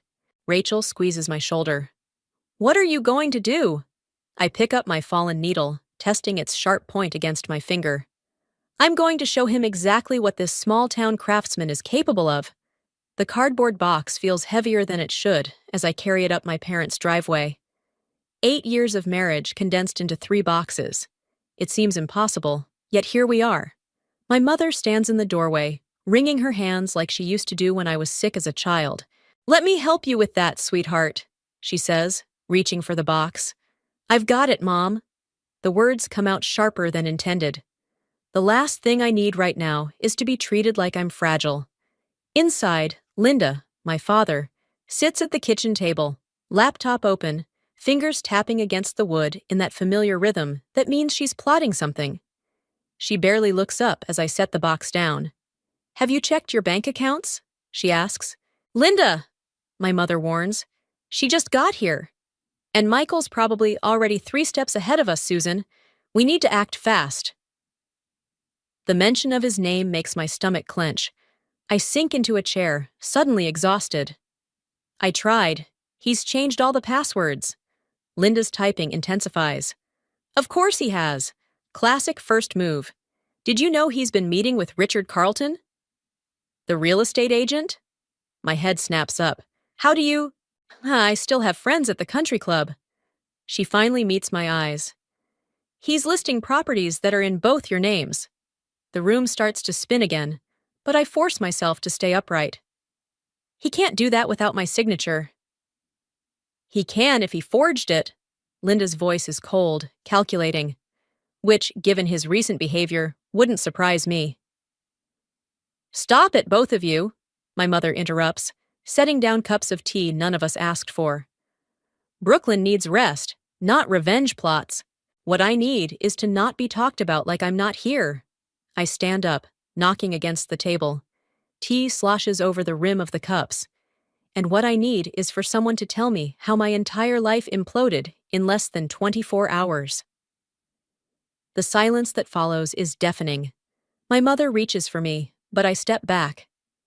I'll be in my old room, I mutter, heading for the stairs. Brooklyn, Linda calls after me. Rachel called while you were getting your things. She's worried about you. Of course she is. Everyone's worried about me. Poor, naive Brooklyn, who couldn't see what was happening right in front of her face. I'm halfway up the stairs when I hear them start arguing. She needs time to process, my mother insists. What she needs is to protect herself before he takes everything. Linda counters. You didn't see his face at that charity event, Susan. This isn't just about leaving her. He wants to destroy her. Their voices fade as I reach my childhood bedroom. Everything's exactly as I left it. Debate team trophies, old sewing projects, photos of... I rip the prom picture off the wall before I can think about it too much. My phone buzzes. Rachel.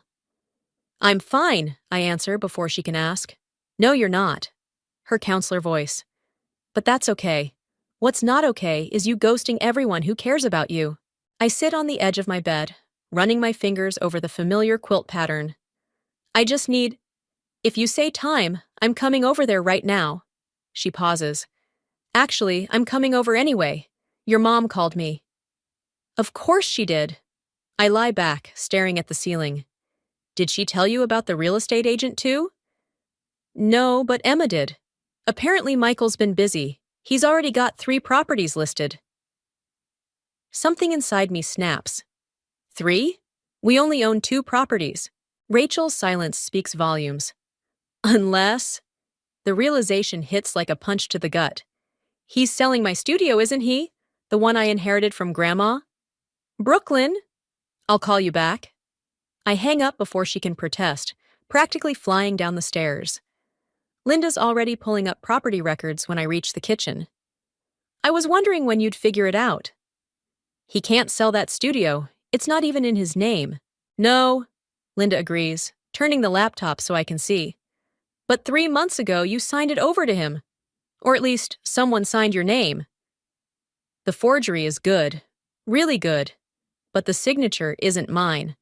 My mother touches my shoulder. Honey, maybe we should... Don't, I cut her off, my voice steady despite the rage building inside me. Don't tell me to calm down. Don't tell me to take the high road. I look at Linda. You still have contacts at the DA's office? She nods, a small, satisfied smile playing at her lips. Good. Because Michael's right about one thing. This isn't over, not by a long shot. The lock to my grandmother's studio clicks open, and my heart stops. Everything's wrong. The familiar scent of fabric and creativity is gone, replaced by the sterile smell of cleaning products. The walls are bare, no inspiration boards, no vintage patterns, no photographs of 3 generations of sewists. They cleared it out yesterday. A voice startles me. I turn to find a man standing in the doorway, tall, dark-haired, wearing paint-splattered jeans. I'm Jason. I work in the studio next door. My fingers curl into fists. Who cleared it out? Some guys in a moving truck. Had paperwork and everything? He hesitates. Your husband was supervising. The word husband burns like acid. Ex-husband. Right. Sorry. Jason steps inside, hands in his pockets. They took everything except this. He reaches behind a radiator and pulls out a small wooden box. I grabbed it when they weren't looking. Seemed important. My grandmother's button box. The last thing she gave me before she died. Inside, generations of stories told through salvaged buttons, each one carefully labeled with its history. Thank you, I whisper, clutching the box. My phone buzzes. Linda. Brooklyn, where are you? The realtor's showing the studio in 20 minutes. I'm already here. My voice sounds strange, distant. It's empty. What? That's impossible. The showing isn't until... She stops. Don't move. I'm calling our lawyer. But I'm barely listening. Through the window, I can see Michael across the street, talking to a couple in business attire. He's wearing that fake smile, the one I used to think was charming. He's here, I tell Linda. With buyers. Brooklyn, don't! I end the call and stride across the street, the button box still in my hands. Jason calls after me, but I keep walking. Prime location, completely renovated, Michael's saying. The previous tenant was running some kind of craft business, but... Craft business? The box feels heavy in my hands. Is that what you're calling my grandmother's legacy? The couple looks uncomfortable. Michael's smile doesn't waver. Brooklyn, this is a private showing. Private? Like how you privately forged my signature? Or how you privately cleared out 30 years of family history? Maybe we should come back another time, the woman suggests. No need. Michael's voice hardens. My wife is just having trouble accepting reality. Ex-wife, I correct him. And reality is that you're trying to sell property you don't own. Check the paperwork. He pulls out a folder. Everything's legal. Including this? I open the button box and pull out a small envelope. Grandma's original deed, naming me as sole owner, the one you couldn't find to forge. His smile slips just for a second. The couple exchanges glances. "We'll be in touch," the man says quickly, and they hurry away. Michael waits until they're gone before his facade cracks. "You're making a mistake." No, your mistake was thinking I'd just roll over and let you take everything." "Everything?" He laughs, but it's ugly. "You want to talk about taking? How about 8 years of my life, playing along with your small-town dreams when I could have been something more? You could have left any time. And walk away with nothing?" He steps closer. "I earned this. Every fake smile at your silly sewing circles, every mind-numbing dinner with your parents, every moment pretending your pathetic little ambitions were enough. I earned this studio." Jason appears beside me. "Everything okay here?" Michael's eyes narrow. "Mind your own business." "The studio is my business," Jason says calmly, "since I'm buying it." I turn to him, startled. Michael laughs again. "Nice try, but it's already sold." "Actually," Jason pulls out his phone, "I just got confirmation from the bank. The sale's been blocked pending investigation of fraudulent documentation." Michael's face goes white. "You..." "Also," Jason continues, "I have security footage of yesterday's moving crew. Interesting timing, clearing out a property before it's legally sold." My phone buzzes again. Linda, probably with the lawyer. But for the first time since this nightmare began, I feel steady. "You should go, Michael." My voice is quiet but firm. "And whatever scheme you're running, whatever you think you're entitled to, it ends now." He opens his mouth, closes it. For a moment, I see something flicker in his eyes. Fear, maybe. Then he turns and walks away, his expensive shoes clicking against the pavement. "Thank you," I tell Jason, "for the button box, and don't thank me yet." He hands me a business card. "I think we need to talk about what else your ex-husband's been up to, and I'm pretty sure you'll want to hear this." Jason's revelations about Michael sit like stones in my stomach as I drive to Rachel's office. The familiar counseling services sign offers no comfort today. Through the window, I can see her with a client, the same steady, compassionate presence she's always been. I check my phone again. 3 missed calls from Linda, 2 from Susan, a text from Emma about tomorrow's sewing class, and 1 email from Michael's lawyer, probably another threat wrapped in legal jargon. Rachel opens her door, ushering out her client. When she sees me, her professional smile falters. "You look like hell." "Thanks." I follow her inside, sinking into the worn leather chair. "Did you know Michael's been monitoring my bank accounts?" She closes the door carefully. "How did you find out?" Jason showed me the evidence. Michael's been tracking every transaction since before we separated. He knew exactly when to move against the studio because he was watching my finances. Rachel sits down, her counselor mask slipping. "Brooklyn." "Don't." I hold up a hand. "Don't tell me to take the high road. He's been planning this for months, maybe years." "That's not what I was going to say." She leans forward. "I need to tell you something, and you're not going to like it." My chest tightens. "What?" "Michael came to see me, professionally, 6 months ago." The words hang in the air like smoke. I stand up, my legs unsteady. "You're his therapist?" "Was. For 3 sessions."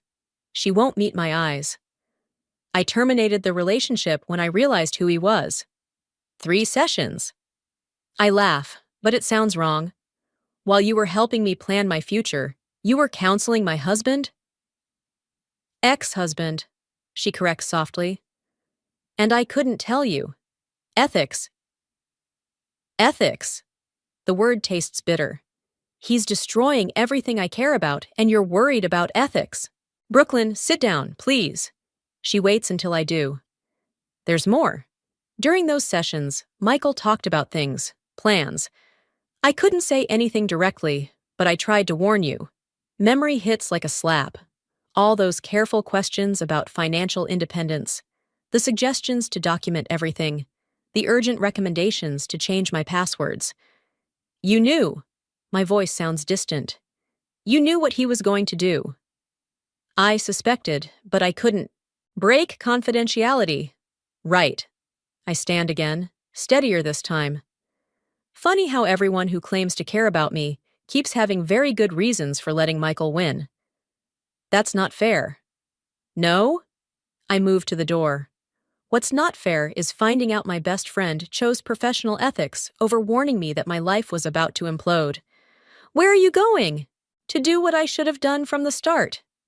My hand tightens on the doorknob. Stop trusting people who say they're protecting me and start protecting myself. Brooklyn, wait! She grabs my arm. Whatever you're thinking about doing, remember who you are. I look at her hand, then her face. That's the problem, Rachel. Everyone seems to think they know exactly who I am. The nice girl, the understanding wife, the forgiving friend. I pull away. Maybe it's time to show them how wrong they are. Don't let him turn you into something you're not. Too late. I open the door. He already did that. Now I'm just deciding what I want to become instead. Outside, my phone buzzes again. Linda. This time I answer. Jason just called me, she says without preamble. We need to talk about what he found. I'll be there in 20 minutes. I start my car. And Linda, bring every file you have from when you worked with Michael's company. Every contract, every memo, everything. Brooklyn, it's time to stop playing defense. I pull out of the parking lot, not looking back at Rachel's office. Michael wants to destroy what I care about? Fine. Let's see how he likes having everything he values stripped away too. The sun is setting as I drive, casting long shadows across the road. Somewhere in the distance, storm clouds are gathering. Perfect weather for what's coming. Because Michael was right about one thing. I have been playing small, following rules, trying to be nice. But now I'm ready to show him exactly what happens when you back someone into a corner and expect them to break. Time to start weaving a different kind of pattern, one stitch at a time. Linda spreads the files across her dining room table like she's dealing cards for a high-stakes game. Each document represents another piece of Michael's carefully constructed facade, and with every page I turn, my anger burns colder, more focused. He didn't just monitor your accounts, Linda says, tapping a spreadsheet. He was systematically moving money through shell companies for months. I pick up another document, recognizing Michael's signature. Using my studio as collateral. On the house. Jason leans against the doorframe, arms crossed. But that's not the interesting part. What is? He pulls out his phone, showing me an email chain. These companies? They all trace back to Richard Carlton. The real estate agent? My hands clench around the paper I'm holding. He's been working with Michael this whole time? Better? Jason's smile is sharp. He's Michael's silent partner in a development project. They're buying up properties all over town, including your grandmother's building. The pieces click together like a perfect seam. They're planning to demolish the historic district. Linda's typing furiously on her laptop. That would destroy half the local businesses. Including Emma's shop. My voice sounds strange, even to me. And the community center. Brooklyn. Susan appears in the doorway, concern etched on her face. Your sewing class is starting in 20 minutes. I'd forgotten. Tuesday night beginners class, where I teach people how to create something beautiful from scattered pieces. The irony isn't lost on me. Cancel it, Linda suggests, not looking up from her screen. No. I gather my things, an idea taking shape. That's exactly where I need to be. Jason raises an eyebrow. You're going to teach a sewing class now? I'm going to start pulling threads. I check my phone. 3 messages from Emma about tonight's attendance. Most of my students are connected to the historic district somehow, and they all love to talk. Understanding dawns on Linda's face. Information gathering. More than that. I shoulder my bag. Michael and Richard think they're so clever, buying up properties in secret. But they forgot something important. What's that? In a small town, reputation is everything. I head for the door, then pause. Mom, can you call Rachel? Tell her I need her to stop by the class tonight. After what she did? Susan frowns. Because of what she did. My smile feels dangerous. She wants to make things right. This is her chance. The community center is buzzing when I arrive. Emma meets me at the door, talking fast about missing supplies and changed schedules, but I barely hear her. I'm watching the women setting up their machines, sharing gossip and laughs, completely unaware that their businesses, their community, is about to be bulldozed. Ladies! I call out, and the room quiets. Change of plans tonight. Instead of starting that quilt pattern, I want to tell you a story about greed and betrayal, and two men who think they can destroy our town without anyone noticing. Rachel slips in the back door as I begin speaking. Her counselor mask is gone, replaced by something harder, more determined. She catches my eye and nods once. Message received. By the time I finish talking, the room is silent except for the hum of tension. These women, shop owners, mothers, pillars of the community, they understand exactly what's at stake. What can we do? Emma asks, her voice tight. I pull out my phone, showing them the evidence Jason gathered. We start spreading the truth, carefully, strategically, one conversation at a time. Like stitches in a quilt, someone says. Exactly. I look around the room, meeting each pair of eyes. Michael thinks he can erase us because we're just small-town craftspeople. Richard believes we'll roll over and sell because we don't understand real business. Rachel steps forward. They don't know what's coming, do they? No. I start distributing copies of the documents. They don't. As the women begin planning, their voices rising with purpose and anger, I feel something shift inside me. This isn't just about my revenge anymore. It's about protecting something bigger than myself. My phone buzzes, a text from Michael. We need to talk. Dinner tomorrow? I type back one word. Yes. Because sometimes the best way to destroy someone is to let them think they're winning. One careful stitch at a time, until the pattern is complete, and it's too late for them to see what you've been weaving all along. The annual town hall meeting buzzes with nervous energy. Every seat is filled, and I can feel the weight of expectant gazes as I clutch my folder of evidence. Michael stands at the podium, his practiced smile never wavering as he presents the Downtown Revitalization Project. Progress requires change, he's saying, gesturing to Richard's sleek architectural renderings. Our historic district has charm, but it's holding us back from real economic growth. Linda squeezes my hand. Now, she whispers. I stand, my legs steadier than I expected. I have some questions about this project. Michael's smile tightens almost imperceptibly. Of course, Brooklyn, always supporting local interests. Actually, I'm more interested in these. I start distributing copies of documents. Bank statements showing systematic fraud, forged signatures, shell companies used to hide property acquisitions. The room erupts in murmurs. Michael's face hardens as he flips through the papers. These are confidential business documents, he says smoothly. Obtained illegally, I might add. Nothing illegal about following a paper trail of fraud, Jason calls from the back. But Michael's smiling again, and something in his expression makes my stomach drop. Speaking of paper trails, he says, pulling out his phone, I have some interesting documents of my own. Emails, actually, between Brooklyn and various community members, planning to deliberately sabotage a legitimate business venture. The room goes quiet.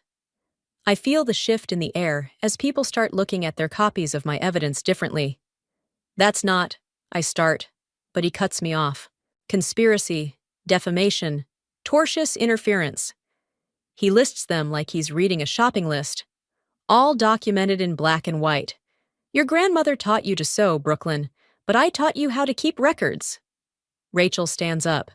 Those emails were private conversations. Between my therapy client and other community members, Michael interrupts, which makes them privileged information that you illegally shared, Rachel. Interesting ethical position for a counselor. The room erupts again, but this time the voices are angry, confused, accusatory. I see Emma shrinking in her seat, other business owners avoiding my eyes. This isn't about emails, I say, fighting to keep my voice steady. It's about protecting our community. From what? Richard Carlton steps forward. From investment? Growth? Or just from your ex-husband moving on? You forged my signature, I snap. Prove it. Michael's voice is gentle, reasonable, without using illegally obtained documents or privileged communications. Prove any of it. The silence that follows is deafening. I look around the room, seeing doubt creep across faces that minutes ago were supportive. Linda starts to stand, but Michael's next words freeze her in place. Oh, and Linda, the board of directors would love to discuss how you accessed corporate files after your retirement.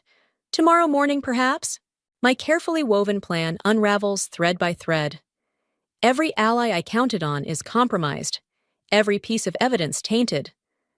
Michael has turned my own tactics against me, making me look like exactly what he accused me of being: small, bitter, vindictive. This meeting is adjourned, the mayor announces, looking uncomfortable. Pending legal review of all materials presented. People file out quickly, avoiding eye contact.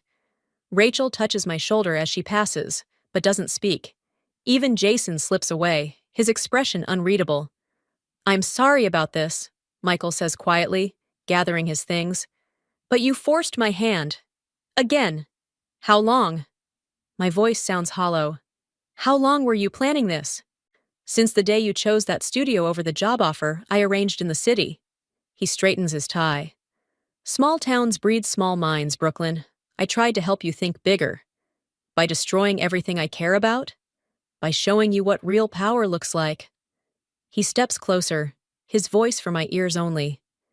Did you really think your little sewing circle could outmaneuver me? That your community would choose you over progress? I stand there, surrounded by scattered papers and abandoned chairs, watching everything I thought I knew about strength and justice crumble around me. The historic district, my grandmother's legacy, my own reputation, all hanging by threads I can't seem to gather.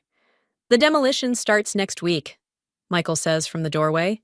You might want to find a new hobby. I hear knitting is therapeutic. The door closes behind him, leaving me alone with the echoes of my failed revenge and one haunting question. What happens when the weapon you choose to fight with becomes the very thing that destroys you? The demolition crew arrives at dawn. I watch from across the street as they set up barriers around my grandmother's studio, their yellow vests bright against the gray morning. Michael stands with Richard, checking something on a tablet, looking more exhausted than triumphant. I grip my coffee cup tighter, remembering Rachel's last text. He's been in therapy for months. Severe anxiety disorder. It might explain things. The cup trembles. I set it down. A small crowd gathers as the crew starts removing windows. Emma appears beside me, then Linda, then others from my sewing class. No one speaks. We just watch as they strip away decades of memories, piece by piece. Quite a turnout, Michael says, suddenly behind me. Come to witness progress? I turn. The shadows under his eyes are deeper than yesterday, his usual polish cracking at the edges. Why didn't you tell me? Tell you what? About the anxiety, the therapy. His face hardens. Rachel had no right. No, she didn't. Just like you had no right to forge my signature or steal my inheritance. I didn't steal anything. His voice rises slightly. I saved you from yourself, from this. He gestures at the building. This obsession with living small. A crash makes us both jump. The first wall starts coming down. You know what's funny? I keep my voice steady. I actually thought I was the weak one. That you were somehow stronger, smarter, better at life than me. Brooklyn. But strong people don't need to destroy others to feel powerful, do they? His laugh sounds hollow. Says the woman who tried to destroy me at the town hall? No. I step closer. I tried to expose the truth. You're the one who made it about destruction. Another crash. More of the wall crumbles. The truth? He runs a hand through his disheveled hair. The truth is, I couldn't breathe in this town. Every day watching you play house with your little sewing circles, pretending it was enough. It was enough for me. It was killing me. The words explode from him. The crowd stirs, watching. The panic attack started 3 years ago. Every morning, waking up knowing I'd waste another day in this cage you called home. The demolition pauses. Even the workers are watching now. You could have talked to me, I say softly. Like you talked to me? Before turning our private life into community gossip? That's different. Is it? His voice cracks. You wanted revenge because I hurt you. I wanted freedom because this place was suffocating me. Tell me, Brooklyn, which of us is really the villain here? The question hangs in the air like dust from the demolition. I look at the half-destroyed studio, then at the crowd. Linda's fierce protectiveness, Emma's quiet strength, even Rachel's complicated loyalty. All the threads that make up a life I chose, not settled for. Neither of us, I finally say. Or maybe both of us. But this? I gesture at the demolition. This isn't freedom, Michael. It's just another cage you're building for yourself. He stares at me for a long moment. Something shifts in his expression. Recognition, maybe, or resignation. Stop the demolition, he calls out suddenly. Richard steps forward. Michael, the permits! I said stop. His composure cracks completely. All of it. The development, the sales, everything. I can't do this anymore. The workers power down their equipment. The silence feels deafening. It won't fix anything, I tell him quietly. No. He looks at me with eyes I barely recognize. Vulnerable, almost afraid.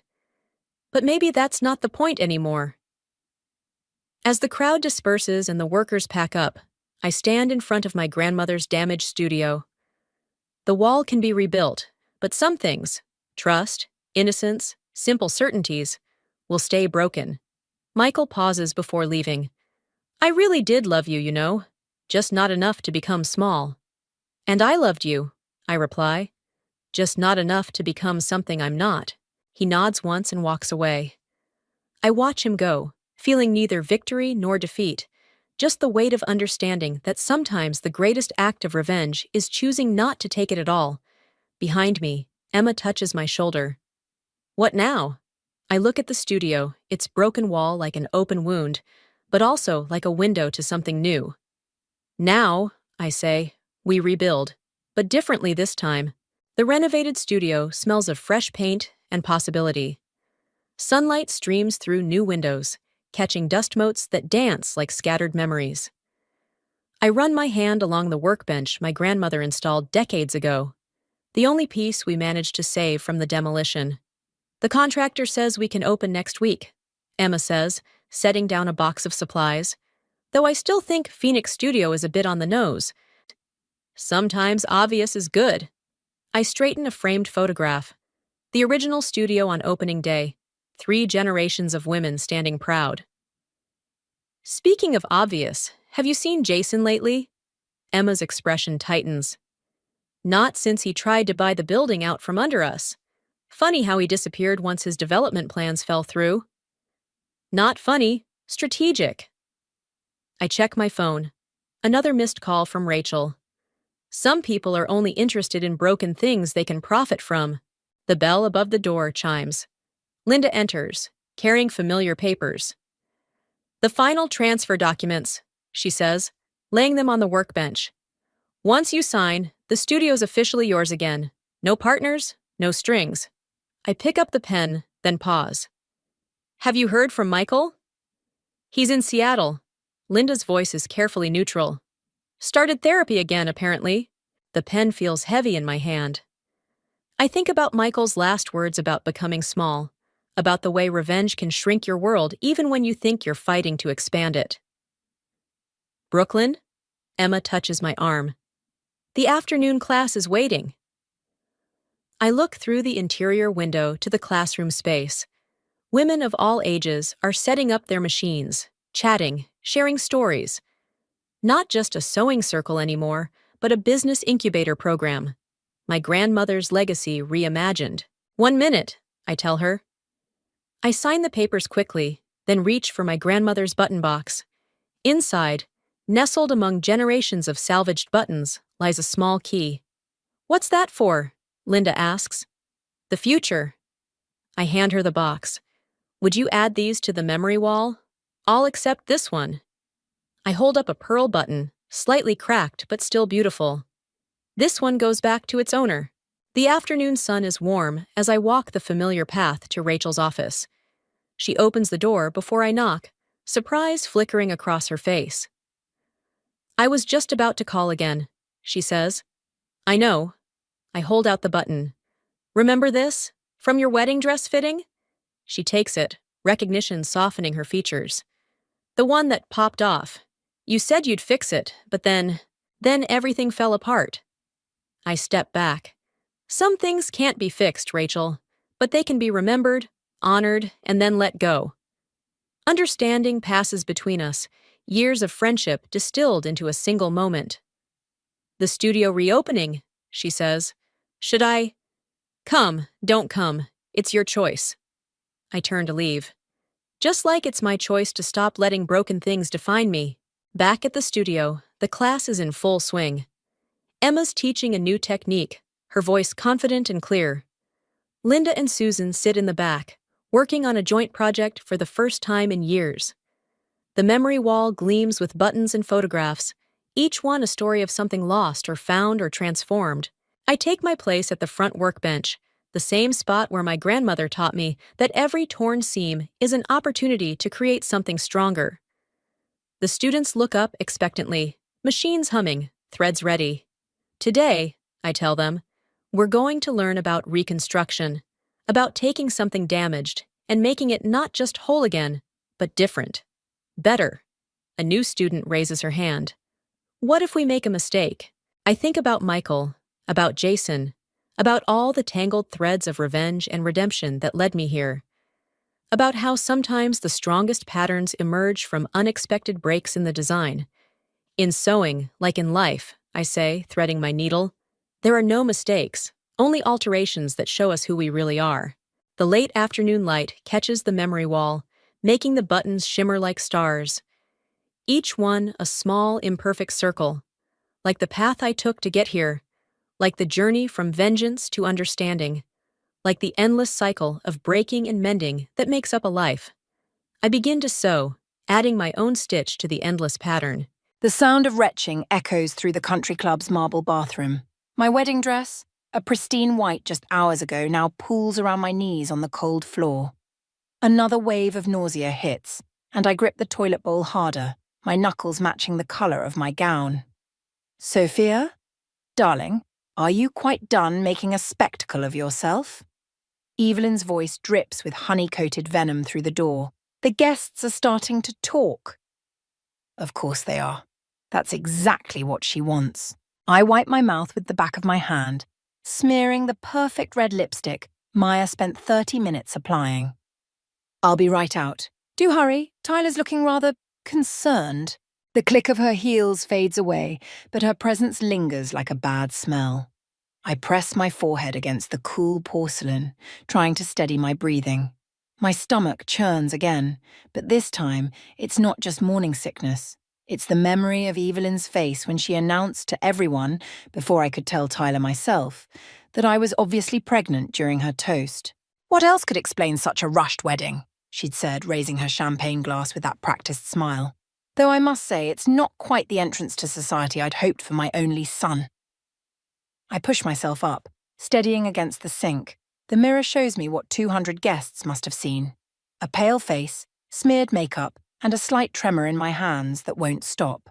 The twins, my secret joy for barely 8 weeks, suddenly feel like a weapon Evelyn's wielding against me. The bathroom door creaks open, and Maya slips in with a bottle of water and a concerned frown. "Your mother-in-law is out there telling everyone you're suffering from common breeding sickness." Her words, not mine. Fantastic. I take the water, rinsing my mouth. Did she mention the part where she's the one who triggered it by announcing my pregnancy to the entire reception? She's working that angle too, something about how you tried to trap Tyler. Maya stops, biting her lip. "Say it." "She's suggesting you got pregnant on purpose, to secure your position." A laugh bubbles up, bitter and sharp. "My position? I was valedictorian at business school. I have a senior position at Thompson & Miller. What exactly does she think I'm trying to secure?" "Your place in their world," Maya starts fixing my makeup. Her movements gentle but efficient.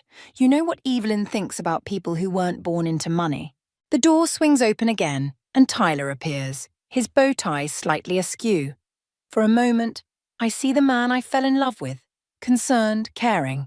Then his mother's voice carries from just behind him. Really, Tyler? Let the help handle this. You shouldn't have to deal with such unfortunate displays on your wedding day. The help. Maya's hands freeze on my face. I watch Tyler's expression shift, see him straighten his spine, and something inside me cracks. Mother's right, he says, not quite meeting my eyes. Perhaps you should go home if you're not feeling well. We can handle the rest of the reception. The rest of the reception. Our wedding reception. The celebration of our love that's rapidly turning into a showcase of my humiliation. Handle it? My voice comes out steadier than I feel. Like you handled telling your mother about the pregnancy before I could. He has the grace to look uncomfortable. I didn't. She guessed. Tyler. Evelyn's voice cuts through the air like a whip. The Hendersons are asking for you. Sophia clearly needs time to compose herself. I watch my husband of exactly 4 hours, hesitate for just a moment before turning away. The bathroom door swings shut behind them, and in that moment, I see my future crystallize with perfect clarity. Maya, I say, wiping away a tear before it can fall, I need you to help me plan something. What? I meet my own eyes in the mirror, seeing something hard and unfamiliar taking shape behind them. I need you to help me make sure Evelyn Brooks regrets every single thing she did today. 3 weeks after the wedding, I stand in the doorway of our new bedroom, watching Tyler pack for a business trip I hadn't known about until an hour ago. It's just 2 weeks, he says, not looking up from his suitcase. Mother thinks it's crucial I handle the Singapore merger personally, Mother thinks. Those 2 words have become the foundation of our marriage. And the ultrasound appointment? I lean against the doorframe, one hand resting on my still flat stomach. Reschedule it. He folds another crisp shirt with military precision. Mother's arranged for Dr. Harrison instead of that clinic you chose. He's much more suitable. The pause before suitable tells me everything I need to know about Evelyn's opinion of my chosen healthcare provider. I watch him pack his cufflinks, the ones I gave him for his birthday before we were married when I still thought love could bridge any gap. Tyler, my voice stays steady. Look at me. He doesn't. Your mother can't keep making all our decisions. She's not. The suitcase snaps shut with unnecessary force. She's helping us navigate society. There's a proper way to do things, Sophia. The sooner you learn that, the easier this will be. A knock at the door saves me from responding. It's Grace, Maya's sister, looking uncomfortable in her new role as Evelyn's personal assistant. Mrs. Brooks asked me to remind you about the foundation dinner tonight, she says, glancing between us. She says it's essential for Sophia to attend, even though you'll be away, Tyler, to show unity. To show I can be controlled, she means. Thank you, Grace. I manage a smile. Tell her I'll be there. After Grace leaves, Tyler finally looks at me. Mother's right about this too. You need to start taking these social obligations seriously. The Brooks name carries weight, and I'm dragging it down. He sighs, running a hand through his perfectly styled hair. That's not what I meant. But you have to admit, you're not exactly familiar with our world. Your world, I correct him. And from what I've seen, I'm not sure I want to be. A car horn honks outside. His driver, right on schedule. Tyler grabs his suitcase, pausing at the door. For a moment, I see uncertainty flicker across his face. Just try.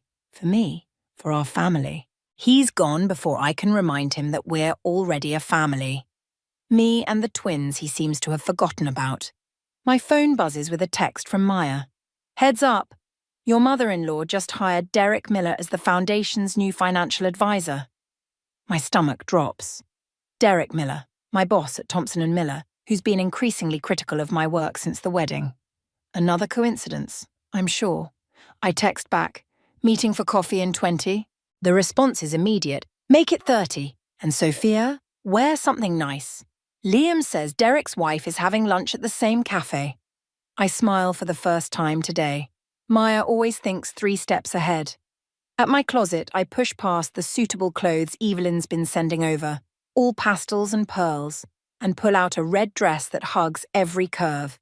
The kind of dress that makes people notice, remember, talk. My phone buzzes again. This time it's Evelyn. Darling, for tonight's dinner, please wear the blue ensemble I sent over. And do something about that hair. Sleek and elegant is so much more appropriate. I slip the red dress on, letting my dark curls fall wild and free. In the mirror, I barely recognize myself. Not the polished corporate lawyer, not the demure daughter-in-law Evelyn's trying to mold. This woman looks dangerous. Another text from Maya. Found something interesting in Grace's notes. Evelyn's been meeting with Derek twice a week since your wedding. Official reason? Foundation business. But Grace says they always meet at his private club, no other board members present. I apply red lipstick with steady hands, thinking about coincidences and patterns. About how Evelyn smiled when she introduced Derek at last week's charity gala. About the sudden concerns over my performance at work. Perfect timing, I text back. I think it's time we gave Mrs. Miller something to discuss at her ladies' lunch. Don't you? The woman in the mirror smiles, and this time I recognize her completely. She's the woman Evelyn Brooks created, just not the one she intended. The email sits in my draft folder for exactly 3 minutes before I hit send. Just long enough to second-guess everything, not long enough to stop myself. The board of Thompson and Miller will have some interesting questions about Derek's creative accounting practices by morning. My office door opens without a knock. You're still here? Liam stands in the doorway, tie loosened, looking concerned. It's almost midnight. Just finishing some work. I close my laptop, but not before catching another reply from Maya. Photos confirmed, meeting place documented. Sophia. Liam steps inside, closing the door. Derek's been in meetings all day. Emergency board calls. Something about financial discrepancies. I keep my face neutral. How unfortunate. This wouldn't have anything to do with those files you asked me about last week, would it? Before I can answer, my phone buzzes. Grace's name flashes on the screen. Evelyn knows. She's furious. Called Derek twice already. You should go home, Liam says softly. Whatever's happening, you don't want to be here when... The door bursts open. Derek Miller fills the frame, face flushed with rage. You vindictive little bitch. Excuse me? I stand slowly, one hand steadying myself against the desk. Morning sickness has evolved into all-day sickness, but I'll be damned if I'll show weakness now. Derek, Liam steps between us. This isn't... Stay out of this. Derek's voice drops to a dangerous whisper. Your mother-in-law warned me about you. Said you'd try something like this when we started implementing the performance review. Performance review? I laugh, the sound sharp enough to cut. Is that what we're calling it when you systematically undermine every project I've led for the past month? You're paranoid. And now you're desperate. Fabricating evidence. Fabricating. I open my laptop, turn it toward him. Like these transfer records? Or the offshore accounts? Should we discuss the interesting pattern of consultancy fees to shell companies owned by one Evelyn Brooks? His face goes white. Behind him, Liam inhales sharply. You think you're clever? Derek's hands clench into fists. You have no idea what you're dealing with. By morning, you'll be... My phone rings. Tyler's face appears on the screen. I answer on speaker, never taking my eyes off Derek. Sophia? Tyler sounds frustrated. Mother's been trying to reach you. She says you've done something. Ask her about the money, Tyler. My voice remains steady despite the trembling in my hands. Ask her why she's receiving consulting fees from my firm through shell companies. Ask her why she's been meeting Derek privately for weeks. Silence crackles across the line. Then, I don't know what you're talking about. Mother would never. Your mother would never what? Manipulate, deceive, destroy someone's career because they weren't suitable enough for her precious family name. Sophia, you're being hysterical. The pregnancy hormones. Don't you dare. The words come out like ice. Don't you dare try to dismiss this. Check your email. I sent you everything, all the proof, every transaction, every meeting, every calculated move to push me out. More silence. Then the sound of typing. Derek takes a step forward, but Liam moves with him, blocking his path. This is... Tyler's voice falters. This must be a mistake. Mother wouldn't... She would. She did. And you let her. I press my free hand against my stomach, feeling the slight swell there. The question is, what are you going to do about it? I need to talk to Mother first. Of course he does. I end the call, turning back to Derek. You have 12 hours to resign. After that, these files go to the SEC. You're making a terrible mistake. He's trying for threatening, but I hear the fear underneath. Evelyn will what? Destroy my marriage? My career? Too late? I gather my things, walking toward the door. You can tell her something for me, though. I pause beside him, close enough to smell his expensive cologne. Tell her I said thank you. She taught me exactly who I need to be to survive in her world. In the elevator, after Liam ensures Derek leaves first, my phone buzzes one final time. A text from Grace. Evelyn just called an emergency foundation board meeting for tomorrow morning. Says she has proof you're embezzling funds. I smile, thinking of the second set of files Maya and I prepared. The ones showing exactly where the foundation's money really goes. You okay? Liam asks quietly. No, I answer honestly. But I will be. The elevator doors open to the empty lobby, and I step out into the night, ready for whatever comes next. Because unlike Evelyn, I have nothing left to lose. The pregnancy book lies open on my desk, untouched for hours while I stare at my resignation letter. 4 months along and the twins are already teaching me about sacrifice. My hand drifts to my growing belly as another email from the foundation board lights up my screen. Maya bursts into my office without knocking. They're trying to freeze your accounts. What? Grace just called. Evelyn's convinced the foundation's board that you've been embezzling. They're moving to press charges. The room tilts slightly. I grip the edge of my desk, steadying myself. She can't. The evidence has disappeared. Maya's face is grim. All of it. Every file, every record you collected. Someone wiped your secure drive last night. Of course I should have expected this after Derek's resignation this morning. But I hadn't thought Evelyn would move this fast, this ruthlessly. My phone rings. Tyler. I let it go to voicemail like I have for the past week. He's left exactly 3 messages, all variations of, Mother says we need to talk. There's more. Maya hesitates. Liam was fired this morning. Gross misconduct. They're saying he helped you fabricate evidence against Derek. The guilt hits like a physical blow. Liam had only tried to help, and now, a knock at the door makes us both jump. Grace stands there, pale and shaking. Sophia, I'm so sorry. I just overheard Evelyn's meeting with the district attorney. She has documentation showing you've been stealing from the foundation for months, but it's not real. I've seen the real books. I know it's not... Grace, Maya crosses to her sister. Breathe. My computer screen flashes with a new email. IT security announcing an immediate system lockout. Through my office windows, I see 2 security guards approaching. They're coming to escort you out, Grace whispers. They're saying you're under investigation for fraud. I stand, surprisingly steady despite the chaos erupting in my mind. Maya, get Grace out of here. She can't be seen warning me. Sophia, go, now. They slip out just as the guards reach my door. I'm already packing my personal items, my movements deliberate and calm. Let them watch. Let them report back to Evelyn how collected I was. My phone buzzes again. Not Tyler this time, but an unknown number. The text contains only an address and 2 words. Trust me. The guards escort me through the office, past whispering colleagues and averted eyes. In the elevator, my phone lights up with news alerts. Someone leaked the fraud allegations to the press. The headlines scream about the pregnant gold digger trying to steal from her husband's family charity. Outside, reporters are already gathering. I see the trap closing. Evelyn wants me humiliated, desperate, alone. She expects me to run home to Tyler, to beg for help, to let them handle this quietly in exchange for my complete submission.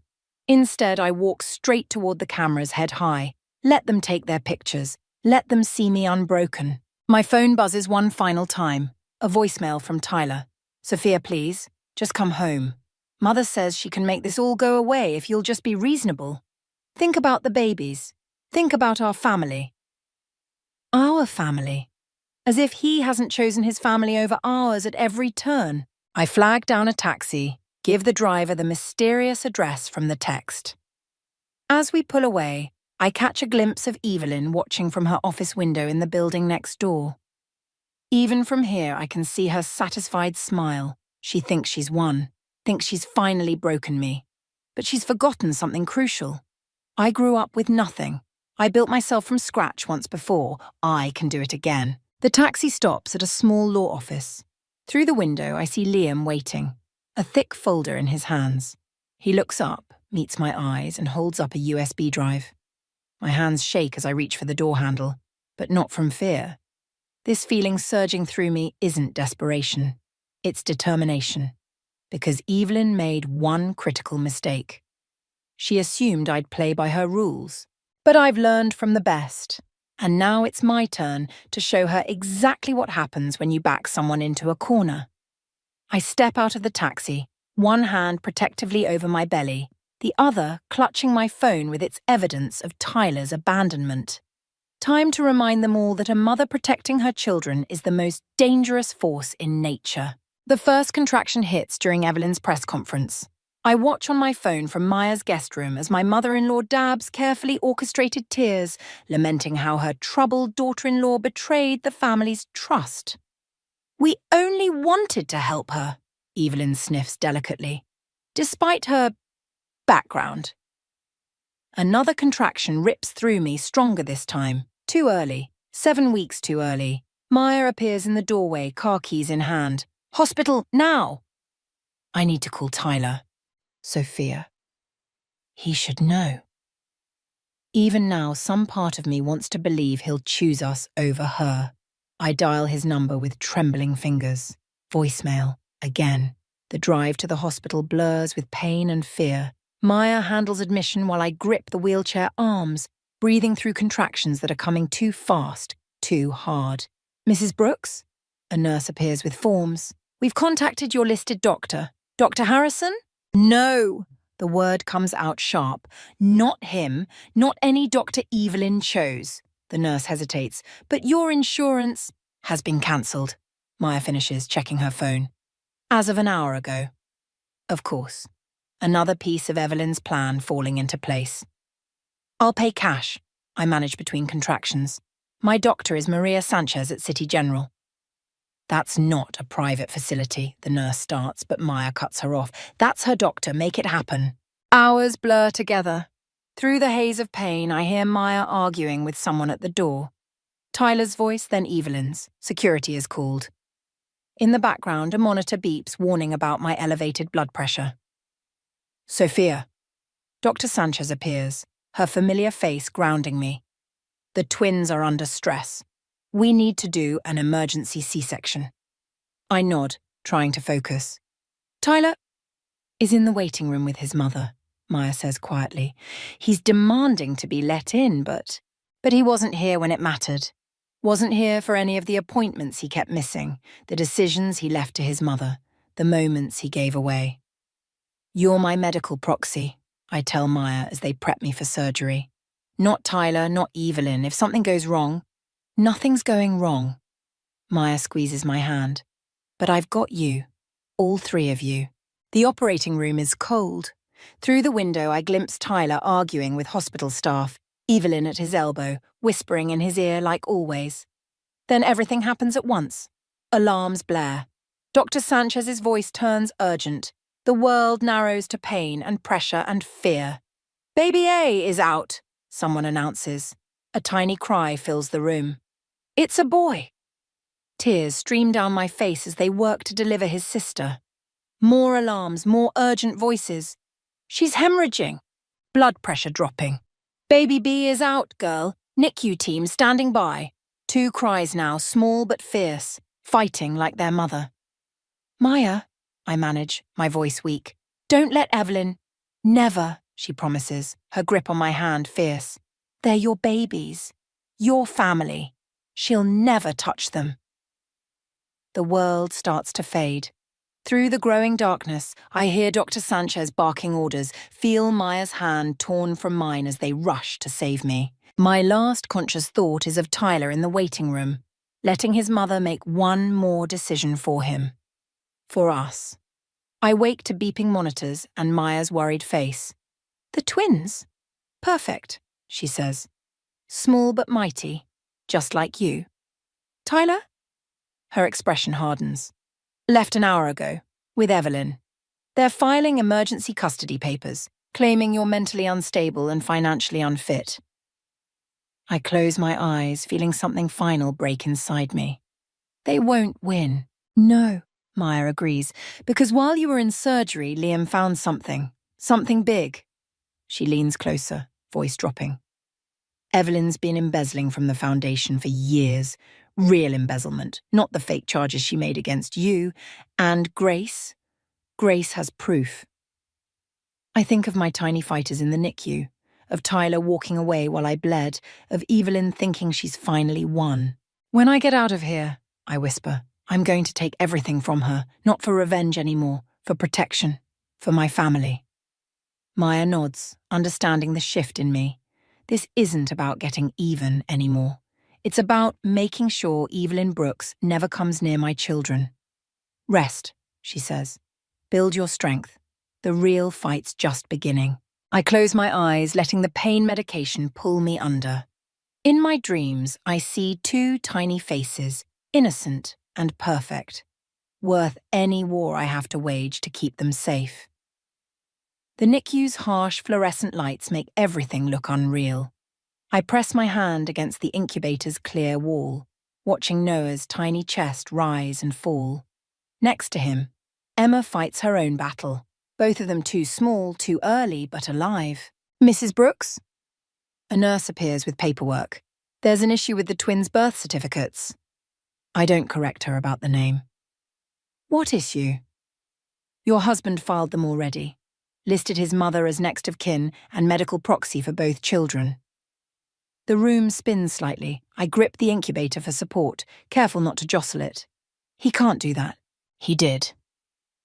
Liam appears in the doorway, legal documents in hand. And that's not all. The custody hearing's been moved up. Tomorrow morning. Tomorrow? But I'm not even discharged yet. That's the point. He moves closer, voice low. Evelyn's judge friend fast-tracked it. They're counting on you being too weak to appear. My C-section incision throbs, a reminder of how right they are. I can barely stand for 10 minutes. Grace sent these. Liam slides photos across the twins' chart.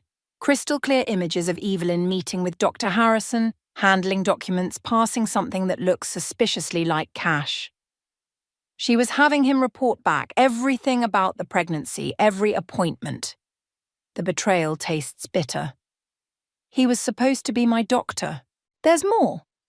Liam hesitates. The mental instability claims.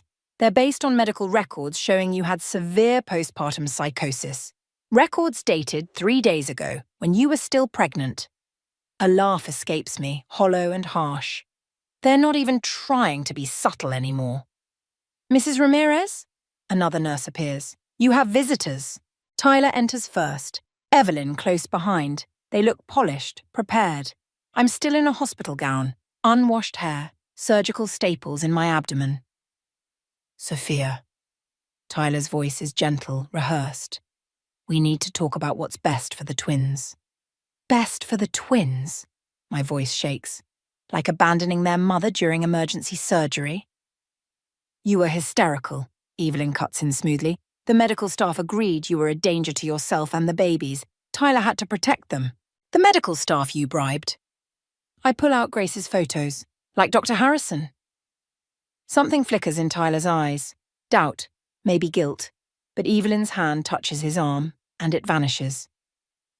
These are clearly fabricated, she says.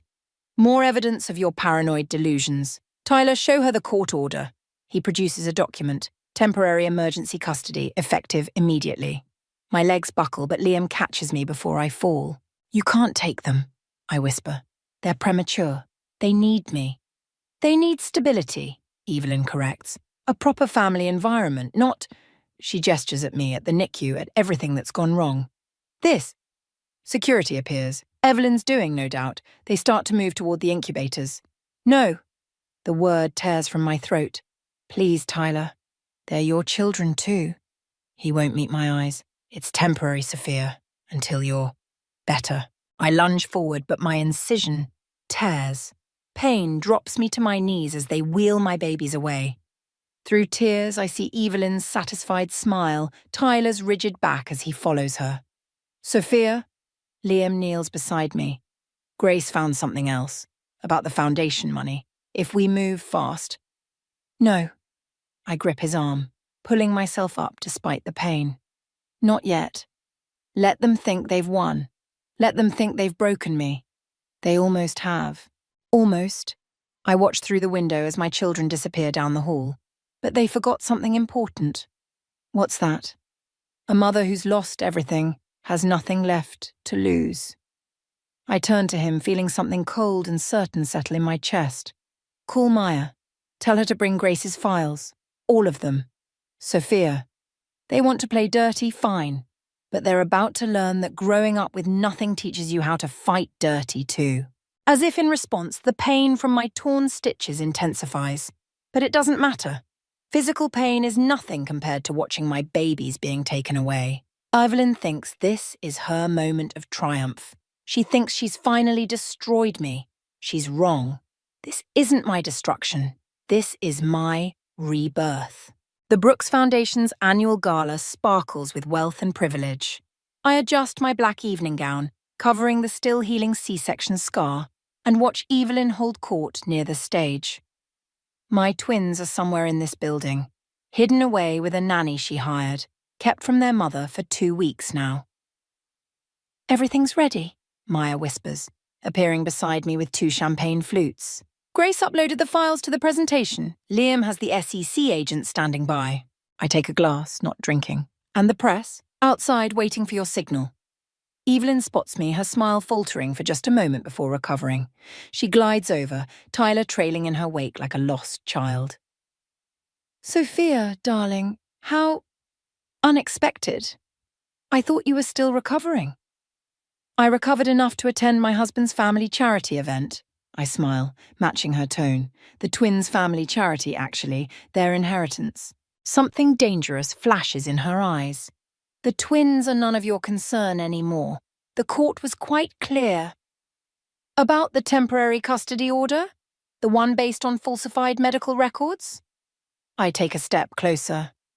Tell me, how much did you pay Dr. Harrison to backdate those documents? Tyler starts forward. Sophia, you're not well. You should... Be quiet, Tyler. My voice cuts like glass. The adults are talking. Evelyn's perfectly manicured hand grips her champagne stem too tightly. Security, she calls softly. Won't come, Maya says. They're rather busy with the SEC agents currently searching your offices upstairs. The colour drains from Evelyn's face. You're bluffing. Am I? I nod to Grace, who starts the presentation. The giant screens around the ballroom flicker to life, displaying financial records, offshore accounts, dated photographs. Quite the creative accounting, I continue as the crowd murmurs. Embezzling from your own charity, using it to bribe doctors, judges, even pay off Derek Miller to help destroy my career. These are lies, Evelyn hisses, but her eyes dart frantically between the screens. Tyler, do something. Tyler stares at the evidence, at the photos of his mother meeting secretly with Derek, at the money trails leading to judges' accounts. Mother? What did you do? What I had to, she rounds on him, to protect you from this gold-digging witch and her bastard children. The ballroom falls silent. In that silence, a baby's cry echoes from upstairs. My children, I correct her, voice steady despite my racing heart, are the legal heirs to the Brooks fortune, which makes the Foundation's money their money, the money you've been stealing. You think you've won? Evelyn laughs, high and brittle. I still have custody. I still control everything. One charity scandal won't change that. No, I agree. But this will. I nod to Liam, who projects one final document. The medical records proving Dr. Harrison falsified evidence. The judge's signed confession about the bribes. The custody order, now worthless. It's over, Evelyn. I step closer, close enough to smell her expensive perfume. You can leave now, quietly, or I can have you arrested for fraud, corruption, and endangering my children. Your choice. She slaps me hard. The sound cracks through the ballroom. I don't flinch. Wrong choice. The SEC agents emerge from the elevators. The press floods through the doors, cameras flashing, and through it all I watch Tyler finally step away from his mother. Where are my children? I ask him. He points upstairs, not meeting my eyes. 3rd floor nursery. I turn to leave, but Evelyn grabs my arm. You'll regret this, she snarls. I'll make sure you never... No. I remove her hand slowly. You'll never come near me, or my children again. Because if you do, I'll release the rest of the files. The ones that would put you in prison for decades. You wouldn't dare. Try me. I lean closer, whispering so only she can hear. You taught me well, Evelyn. About power. About revenge. About protecting what's yours. At any cost. Consider this your last lesson. I leave her there, surrounded by flashing cameras and FBI agents, and climb the stairs to my babies. Behind me I hear Tyler calling my name, but it doesn't matter anymore. Nothing matters except the 2 tiny lives waiting above. Maya falls into step beside me. Was it worth it? I think of Evelyn's face as her empire crumbled, of Tyler's final betrayal of his mother, of the price of revenge. Ask me tomorrow, I say, pushing open the nursery door to see my twins for the first time in 2 weeks.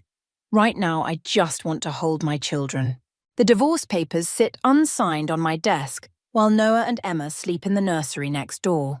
Through the window, I watch reporters still camped outside, hungry for more details about Evelyn Brooks's arrest and the Foundation's collapse. My phone buzzes. Tyler's 4th call today. I let it ring. He's not going to stop, Maya says from the doorway. Not until you talk to him. There's nothing left to say. I trace my fingers over the twins' names on the custody agreement. Sole custody. My terms, non-negotiable. He made his choice, several times. He's asking about the Foundation Board meeting tomorrow. Of course he is. With Evelyn facing charges and Derek turning state's evidence, the Foundation's future hangs by a thread. A thread I now control. Mrs. Ramirez? Grace appears, tablet in hand. The new board members are confirmed for tomorrow. And there's something else you should see. She pulls up an email chain. Messages between Evelyn and someone named Marcus Chen, dating back months before my wedding. Plans within plans. A backup strategy in case her primary scheme failed. She was thorough, I murmur, scanning the messages. Even in defeat. A soft cry from the nursery draws me away. Emma's awake, her brother stirring beside her. I lift them both, their tiny bodies fitting perfectly against me, and for a moment, everything else fades away. The doorbell rings. Maya checks the security camera and tenses. It's Tyler. Let him in. The words surprise even me. It's time we finish this. He enters like a stranger, expensive suit wrinkled, eyes haunted. His gaze fixes on the twins and something raw crosses his face. Sophia! Sign the papers, I cut him off. That's why you're here, isn't it? No. Yes, I don't. He runs a hand through his disheveled hair. I want to fix this. Fix what? Your mother's crimes? Your own cowardice? The fact that you abandoned your children when they needed you most? I was wrong. His voice cracks. About everything. About you. About Mother. I should have what? Been a husband? A father? A man? He flinches. I deserve that. You deserve worse. I settle the twins in their playpen, turning to face him fully. But this isn't about what you deserve. It's about what they deserve. And what's that? A mother who'll protect them. A future without manipulation and control. A life free from Evelyn's poison. And without a father? That was your choice, Tyler. Every time you chose her over us, that was your choice. He moves toward the playpen, but I step between them. His eyes meet mine, and for the first time I see real pain there. The foundation, he starts, will survive under new leadership. My leadership, he blinks. You're taking control? Ironic, isn't it? Everything your mother feared about me stealing the Brooks legacy?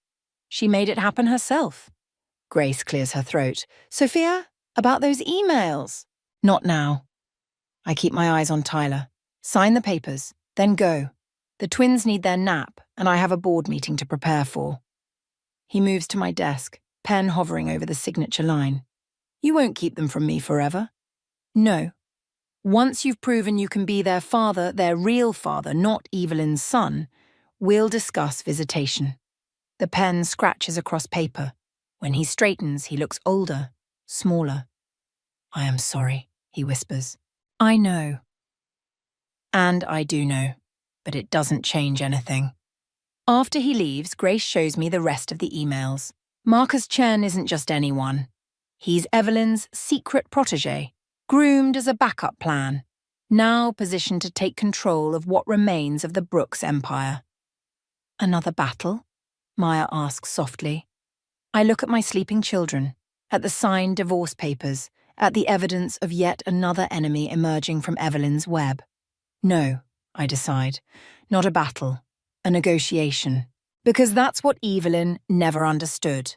True power isn't about destruction, it's about creation, building something stronger from the ashes of what was burned down.